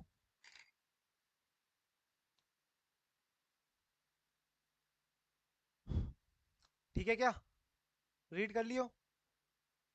देखो ये न्यू टॉपिक है, अभी तक आया हुआ नहीं है. Mark this as important. ठीक है ना? Probable future question. Mark this as important. Till now they haven't asked this and this was included I guess 3-4 attempts back only. 4-5 attempt पहले इंक्लूड किया हुआ है. Special consideration in the case of IT environment. So देखो how are we gonna learn this? Just repeat after me. Overall policy to control data reports for business continuity. क्या बोला मैंने? Overall policy to control data reports for business continuity. Again. Overall policy to control data reports for business continuity. Overall policy क्या है तुम्हारी? तुम कैसे control करने वाले हो डेटा रिपोर्ट्स को for business continuity. Again overall policy to control data reports for business continuity. Overall policy से तुम्हारा फर्स्ट पॉइंट हो गया. ठीक है, ओवरऑल पॉलिसी से फर्स्ट पॉइंट हो गया. ओवरऑल आईटी पॉलिसी क्या है तुम्हारी? Policy, structure, environment, bank IT system कैसा कैसा कैसा है. To control Uday means control over key aspects and controls on recording of various e banking products. बहुत सारे ई बैंकिंग प्रोडक्ट्स है, तो ई बैंकिंग में पर्टिकुलरली कंट्रोल्स ज्यादा लगेंगे अब तुमको, इंटरनल कंट्रोल्स. एंड सिमिलरली बहुत सारे मेजर एस्पेक्ट्स होते हैं like account head, expense booking, ये सब में भी इंटरनल कंट्रोल्स रोबस्ट स्ट्रॉन्ग चाहिए. सो कंट्रोल उदय नहीं, कंट्रोल की aspects and control recording of various e banking products. Overall policy to control data reports. Data से अगेन 2 पॉइंट हो गए तुम्हारे. Data processing and data integrity. Data processing कैसे हो रही है बैंक में, और डेटा की इंटीग्रिटी मेंटेन है कि नहीं, डेटा सिक्योर्ड है कि नहीं. Very important for you to secure your data as a bank, right? So very confidential information, a lot of confidential information could be there. So data integrity and data security has to be ensured. And data की processing कैसे हो रही है? Data की processing means what? Input output processing system कैसा है अपना, जो अपन input डाल रहे हैं तो proper output आ रहे हैं या नहीं आ रहे. To control data reports MIS report, exception report you might be aware, right? Exception report मतलब जो कंप्लायंस होना चाहिए था वो कंप्लायंस नहीं हुआ, तो एक एक्सेप्शन रिपोर्ट जनरेट होती है जहां पे अपन को सारे नॉन कंप्लायंसेस दिख जाते हैं. तो एक्सेप्शन रिपोर्ट और एक एमआईएस रिपोर्ट. एमआईएस मतलब management information system report. Management information system report तुम लोगों को पता होगा, लाइक एक summarise report for the purpose of management convenience निकलती है, so that management can analyze in a short span of time and take a decision accordingly. So MIS report पे भी ध्यान देना है और तुम्हारी एक्सेप्शन रिपोर्ट पे भी ध्यान देना है. Again control sorry not control but overall policy to control data reports. Overall policy to control data reports for business continuity. So lastly तुमको मिल जाएगा क्या? Business continuity. रिपोर्ट से तुम्हारे 2 पॉइंट है, कंट्रोल से तुम्हारे 2 पॉइंट है, और डेटा से तुम्हारे 2 पॉइंट है. 6 पॉइंट तो यही हो गए. ओवरऑल पॉलिसी से 1 पॉइंट हो गया, बिजनेस कंटिन्यूटी से 1 पॉइंट हो गया. ठीक है, बोलो भाई फटाफट.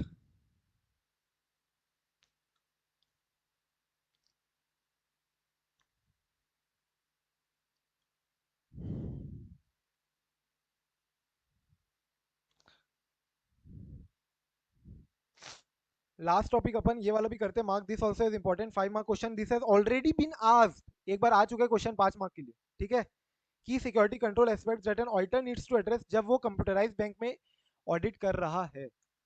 क्वेश्चन को मार्क करते चलना, क्वेश्चन में मत कंफ्यूज हो जाना. एक हो गया specialise audit consideration in the case of banking industry हो गया, फिर एक हो गया था आईटी वाला.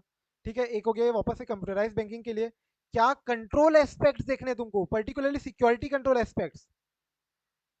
सिक्योरिटी कंट्रोल एस्पेक्ट्स मतलब सिक्योरिटी रिलेटेड क्या क्या एडिशनल पॉइंट्स देखोगे तुम. Why? Because as an auditor we are gonna address computerised environment ना. Banks are operating in computerised environment, तो security related points, control aspects से रिलेटेड पॉइंट क्या क्या देखने हैं, तो ये सब तुम रीड कर लेना. आओ मेरे साथ सबसे पहले बोलो ABCDE. क्या बोला मैंने? ABCDE. ABCDE बोले तो A for access, B for backup. Repeat. A for access, B for backup, C for calculation, D for data, E for exceptional transaction. A for access, B for backup, C for calculation, D for data available, E for exceptional. Again, repeat. A for access, B for backup, C for calculation, D for data, E for exceptional transaction. Antivirus लगाओ, लो laser balance मिलाओ, antivirus लगाओ, ledger balance मिलाओ, authorise person को ही access, unauthorise person नको। देखिए last में मेरे साथ फिर से बोलना, क्या बोला मैंने?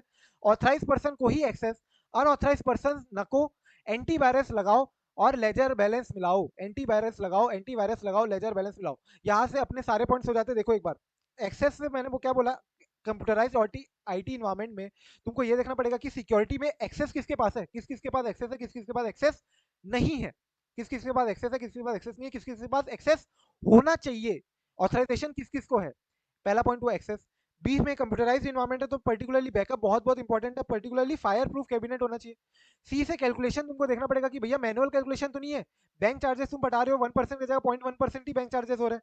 सो तुमको कंप्यूटराइज्ड आईटी इन्वायरमेंट में देखना पड़ेगा कि कैलकुलेशन प्रॉपर्ली हो रहा है या नहीं।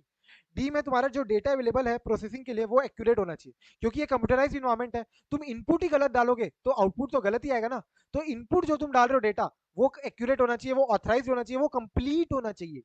एंड एक्सेप्शनल ट्रांजेक्शन रिपोर्ट कभी भी तुम्हारी आती है तो वो ऑथराइज होनी चाहिए और पर्टिकुलरली डेली बेसिस में तुमको जनरेट करना है। एक्सेप्शनल ट्रांजेक्शन, एक्सेप्शनल रिपोर्ट तुमको हर रोज डेली बेसिस में जनरेट करना है। ये सारे मैंने पॉइंट बाजू में पॉइंट भी लिख दिया, कौन सा पॉइंट कहाँ पे है, 4th point, 7th point, 1st point, 8th point, ठीक है। इसके अलावा मैंने क्या बोला, ऑथराइज पर्सन को ही एक्सेस, ऑथराइज पर्सन को ही एक्सेस, अनऑथराइज पर्सन नको, एंटीवायरस लगाओ, लेजर बैलेंस मिलाओ। सो यहाँ सबसे भी तुमको पॉइंट मिल जाएंगे कि ऑथराइज पर्सन ही ट्रांजेक्शन एक्सेस कर सकता है, अनऑथराइज पर्सन को no access should be granted, antivirus should be implemented, ledger balance should be match, particularly SGL and BGL. तुमको पता होगा कभी बैंक ऑडिट करने होंगे तो एसजीएल बीजीएल होता है, ठीक है। तो तुम्हारे जो जनरल लेजर कोड्स है ये कंपाइल होते हैं and therefore you have to see कि लेजर बैलेंस मिला के चलना पड़ता है, बीजीएल सारे बीजीएल का टोटल एसजीएल आ रहा है कि नहीं आ रहा है। तो ये सब तुमको देखना पड़ेगा। ऑथराइज पर्सन कोई एक्सेस, एंटीवायरस लगाओ, लेजर बैलेंस मिलाओ, ऑथराइज पर्सन कोई एक्सेस, अनऑथराइज पर्सन नको, एंटीवायरस लगाओ, लेजर बैलेंस मिलाओ। A for access, B for backup, A for access, B for backup, A for access, B for backup, A for access, B for backup, C for calculation, D for data मेरा accurate होना चाहिए, complete होना चाहिए, authorise होना चाहिए, E for exceptional transaction report, ठीक है। So mark this as homework, you can read this. For today, we are done. You can start straight away from 9 p.m. Sorry, 9 a.m. onwards. Sorry, 9 a.m. onwards. एक lecture मैं दे रहा हूँ for you to go through, which will not be related to bank audit. Bank audit we are gonna deal with live only on daily basis. अच्छे से करना है, but particularly तुम्हारे पास अभी क्या क्या है टास्क है, एक तो एक लेक्चर जो मैं शेयर कर रहा हूँ वो देखना, दूसरा तुम्हारा एलओडीआर नहीं किया हुआ है, which I am really disappointed also, लेकिन ठीक है करना ही करना है आज को भी एनी हाउ, ठीक है। चाहे दुनिया की इधर ना उधर हो जाए, आज करके ही छोड़ना है। और तीसरा तुमको एनबीएफसी अच्छे से प्रिपेयर करना है। आई want every one two participate tomorrow, कल सबको देना है टेस्ट, ठीक है। 7 बजे टेस्ट होगा अपना मॉर्निंग में, I will be also there with you only, सबके साथ अपन मिलके टेस्ट देंगे। I want everyone for you come attend and give test with me only, and then will discuss accordingly as per time, time के हिसाब से चलना है, टाइम के हिसाब से टेस्ट देंगे and then we will see कि क्या डिस्कशन पॉइंट्स है, ठीक है। Any doubt till now? Will start with internal audit, inspection, internal controls वगैरह से रिलेटेड पॉइंट्स है, फिर balance sheet item will start with that. फिर तुम्हारा देखो यहाँ पे क्या है, सीआरआर एसएलआर के requirement very very important for us to determine. And then assets के अंदर तुम्हारे आ जाते हैं एडवांसेस। एडवांसेस में अपन को ये सारे पॉइंट्स देखने पड़ेंगे, advances is also very important. फिर फिक्स्ड एसेट वगैरह से छोटे मोटे और बाकी अदर एसेट्स से पॉइंट्स रिलेटेड है, स्ट्रेस टेस्टिंग, बासेल 3 फ्रेमवर्क, फिर लाइबिलिटी आइटम आ गए, लाइबिलिटी पॉइंट्स आ गए, and then lastly audit report. Concurrent audit भी देखना अपन को। कॉन्करेंट ऑडिट मतलब तुम्हारा इंटरनल ऑडिट टाइप समझ लो। कॉन्करेंट ऑडिट में तुम सारे पॉइंट्स वापस से कैसे देखोगे, and then we will conclude. It will take some time but okay. Audit committee का रिवीजन बोल रहे हो, फॉर रिवीजन, ठीक है कर लेते हैं। सर अभी जो सर एक्स्ट्रा कल क्लास का आप टाइमिंग शेयर करेंगे वो सिर्फ न्यू बैच के लिए है क्या? क्या शेयर करना है? अभी आप बोले ना एक क्लास शेयर करूंगा तो सिर्फ एलओडीआर की है क्या न्यू बैच के लिए? नो, एलओडीआर तो तुमको करना ही है, वो तो तुम्हारा किया हुआ है already. What I will be sharing is you have to see कि तुम्हारा हुआ हुआ नहीं है, तुम्हारा हुआ हुआ रहेगा ऑलरेडी, अच्छा ठीक है sir. You don't have to see. अभी आ जाओ एलओडीआर में फटाक से। सर कल टाइमिंग क्या रहेगी? कल टाइमिंग 7:30, टेस्ट कब दोगे बोलो? एक काम करेंगे, 7 to 7:30 we can revise and then 7:30 to 8:30 we can have test. 1 hour का भी टेस्ट नहीं रहेगा, वैसे तो छोटा ही चैप्टर है. एक सेकेंड होल्ड करना.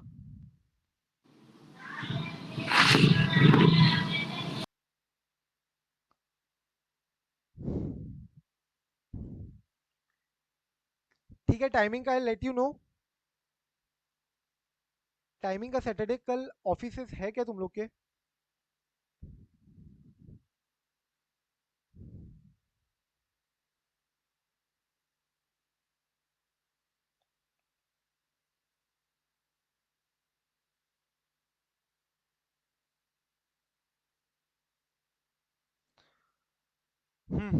कौन रिवाइज करवा रहा है?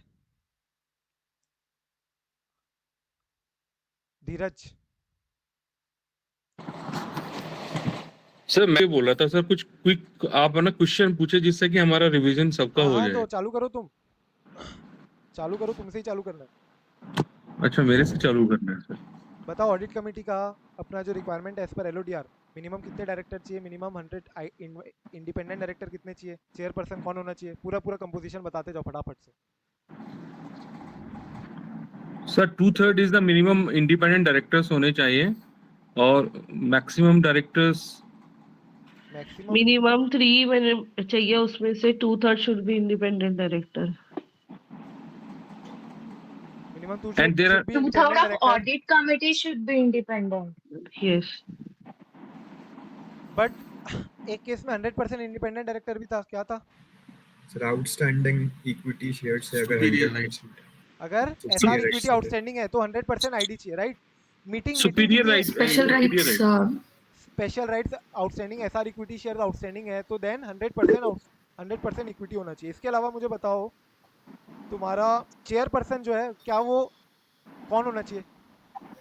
इंडिपेंडेंट डायरेक्टर होना चाहिए ऑडिट कमेटी में और अपना स्टेक होल्डर कमेटी में. इंडिपेंडेंट होना चाहिए. Sorry remuneration and nomination committee and the audit committee में अपना जो चेयरपर्सन है should be independent director. Correct. NRC और ऑडिट कमेटी में तुम्हारा जो चेयरपर्सन है वो आईडी होना चाहिए हमेशा.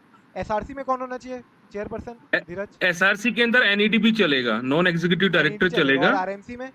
और बोर्ड ऑफ डायरेक्टर में से कोई भी डायरेक्टर हो वो भी चलेगा. करेक्ट. मुझे फटाफट से बताओ पूजा संगानी कोरम ऑडिट कमेटी का क्या था?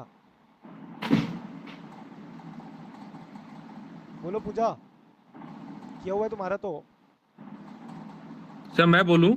नहीं रुक जाओ अभी. ओके.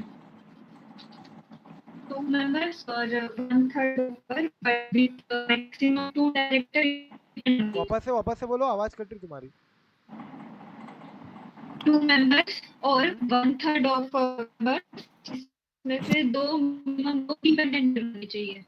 2 इंडिपेंडेंट डायरेक्टर होने चाहिए. करेक्ट. मीटिंग कितनी होनी चाहिए ऑडिट कमेटी की पूजा? 4 टाइम्स ही नहीं है. ठीक और है. मैक्सिमम गैप तो 120 days. ऑडिट कमेटी का कंपनी सेक्रेटरी कौन होगा? सर कंपनी सेक्रेटरी जो कंपनी का वही होगा. वही हो. ठीक है. ये अपना ऑडिट कमेटी से रिलेटेड कंपोजिशन रिलेटेड पॉइंट्स हो गए. उसमें याद रखना 100% of the members shall have financial literacy right and at least one Should be financial management person. क्या बोले? Financial management person should be, na? The one person should be having exposure to the financial management. Financial expertise बोल रहे हो, वो एक होना Yeah. चाहिए. But मैं बोल रहा हूँ फाइनेंशियल लिटरेसी तो हर मेंबर होना चाहिए ना, सारा मेंबर. हर मेंबर होना चाहिए. Yes sir, yes financial sir. Literacy should be 100%. At least one member should be expertise in financial management. उसके Yes बाद sir, मुझे yes powers of audit committee, tell me powers of audit committee कौन बताएगा मेरे को?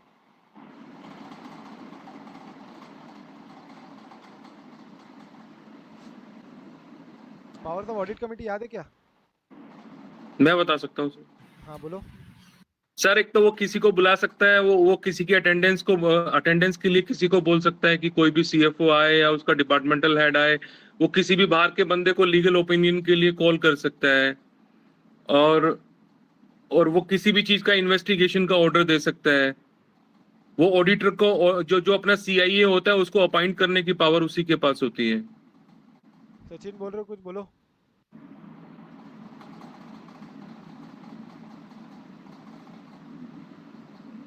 सचिन कुछ बोल रहे हो क्या? सो इसका तुम लोगों ने कंपनी ऑडिट में भी याद करना ही है एनीवे, ठीक है? कंपनी ऑडिट में भी तुमको याद करना है। So you should try to recall all the points, ठीक है? जितने भी पॉइंट्स हैं you should try to recall. मैंने कैसे याद किया था, वीआईपी कार्ड समथिंग कुछ बनाया था, ठीक है? तुम लोग कुछ भी बना सकते हो। बस रिमेंबर दिस कि तुम्हारा जो ये है, यहाँ से क्वेश्चन आया हुआ है ना कि जो मीटिंग होने वाली ऑडिट कमेटी की, जहाँ पे वो लोग एनुअल रिपोर्ट डिस्क्लोज करने वाले, मतलब एनुअल रिपोर्ट कंसीडर करने वाले, वहाँ पे क्या ऑडिटर के पास राइट टू वोट है क्या? नहीं, right to be right to heard है वोट लेकिन नहीं है, राइट टू वोट नहीं लेकिन क्या है। राइट टू हर्ड है? यस हाँ yes sir, right to heard है। वो कुछ अपना रिप्रेजेंटेशन दे सकता है वहाँ पे। Correct, but he does not have right to vote in the meetings of audit committee, जहाँ पे ये ऑडिट रिपोर्ट डिस्कस होने वाली है। इसके अलावा बोर्ड रिपोर्ट में डिस्क्लोजर वाला एक इंपॉर्टेंट पॉइंट था कि बोर्ड रिपोर्ट में कमिटी जो है ऑडिट कमेटी की, ठीक है, उसमें कंपोजिशन जो है, कितने आईडी है, कितने एनईडी है, कितने डायरेक्टर नॉर्मल है, पूरा कंपोजिशन तुम्हारा ऑडिट कमेटी में, ऑडिट कमेटी की कंपोजिशन बोर्ड रिपोर्ट में डिस्क्लोज करना है, ठीक है?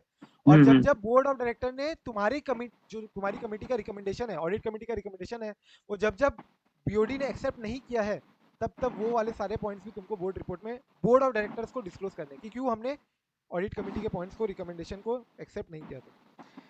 फिर इसके अलावा इंपॉर्टेंट पॉइंट था एक क्वेश्चन जहाँ से आता है, रिव्यू करना है तुमको मैनेजमेंट के साथ बैठ के annual financial statement and auditors report. You have to sit with the management, sit with them and see कि क्या annual financial statement auditor report में before submitting it to the board for approval, particularly कुछ matters है review करना है तुमको।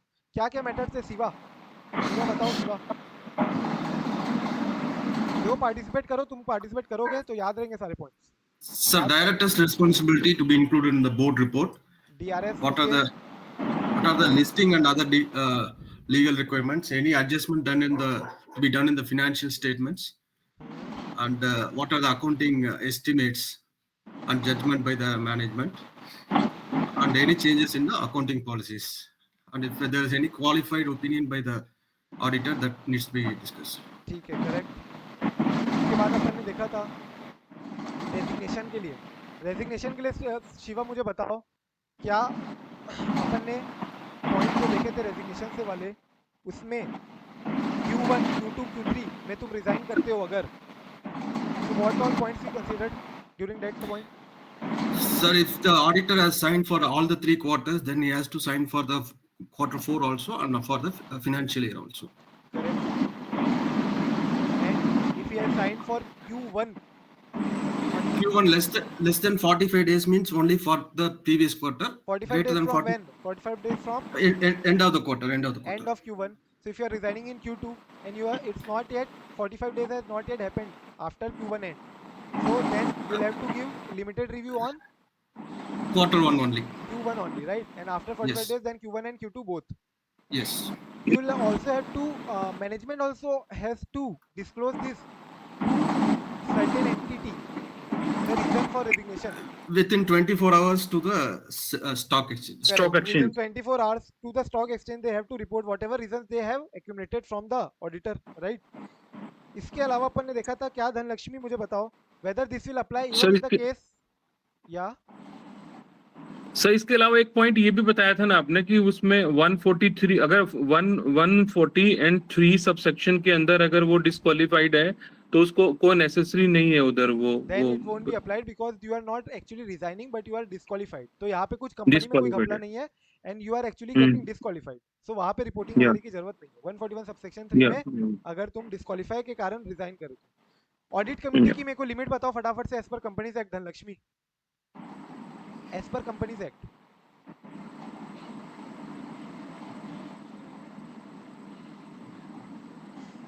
धनलक्ष्मी गायब है। प्रशंसा बोलो बोलो जल्दी जल्दी बोलो, मेरे को भी जाना है। ऑडिट कमेटी की लिमिट एज पर कंपनीज एक्ट। ऑडिट कमेटी की लिमिट मतलब audit committee when you have to establish an audit committee in your company. हाँ बोरोइंग्स टर्नओवर की लिमिट, बोरोइंग्स की limit So paid up share capital 10 crore or more, turnover 100 crore or more, or outstanding loan, debenture and deposit exceeding rupees 50 crore 50 crores or in the more. latest audited financial statement. और तुम्हारा The listed non-executability है public companies. Minimum unlisted 3 public company directors और with ID forming majority members to read and understand करना financial statements.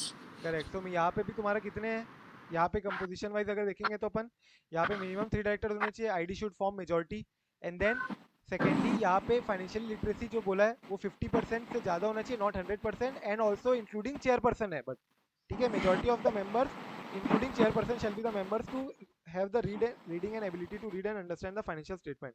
इसके बाद अपन ने functions देखा था, फंक्शंस में अपन ने क्या बोला था, रिप स्वामी जी, तो आर से था अपना recommendation for appointment and remuneration for auditor, right. I से क्या था, Internal financial Internal internal financial financial control. Controls, P से performance of the auditor, right, independence कैसे मेंटेन करके चल रहा है, परफॉर्मेंस वगैरह देखना। एस से था अपना scrutinising inter corporate Scrutiny loans and of advances, internal control. V से valuation of undertaking all other assets, A से appointment and approval and subsequent modification of related party transaction, right. इसके अंदर अपन ने और भी बहुत डिटेल में पॉइंट्स देखे थे रिलेटेड पार्टी ट्रांजैक्शन से रिलेटेड। फिर इसके बाद एम से क्या था, monitoring of use of fund, तुम जो आईक्यूएफक्यू से जो फंड्स उठाए हैं वो तुम कैसे मॉनिटर कर रहे हो, एंड ई से था examination of financial statement before submitting it to the board for approval, correct, ठीक है। एक बार वापस से पूरा करके आना, रिवाइज करके आना। Tomorrow what we'll have is we'll have the test of NBFC. Before that I'll try to revise NBFC a bit, and then after the test we'll discuss the answers and subsequently we'll also revise LODR, ठीक है। So कल maybe bank audit ना हो पाए, if you want we can take a session on evening में कर ले क्या बैंक ऑडिट के सेशन। Sir time बताइए ना. Timing will be 6 to 9। Sir मेरा पॉसिबल नहीं है sir. Sir, today and tomorrow. Tomorrow, कल की बात कर, Okay. कल अपना In रिवीजन एंड टेस्ट में जा रहे हैं session, so I was asking bank audit से स्टार्ट कर सकते हैं in evening. Sir, how do you take the test then for NBFC? It's a vocal test, or you will take it in a written test? you will have to write the answer, we'll discuss the answer, you'll any doubt अगर तुमको है कि मैंने sir ये answer लिखा है, what do you think the answer can Okay. be, और अपन suggested answer से discuss करेंगे, we'll discuss it in the just after the class only, so you'll be evaluating with me only, ठीक है। And you will supervise and you will supervise by switching on our cameras. या Okay. I got it, sir. ठीक है, कल शाम को bank audit पे रखने की नहीं, कल देखते हैं, I will tell you the timing for morning, ठीक है। Okay, right, sir.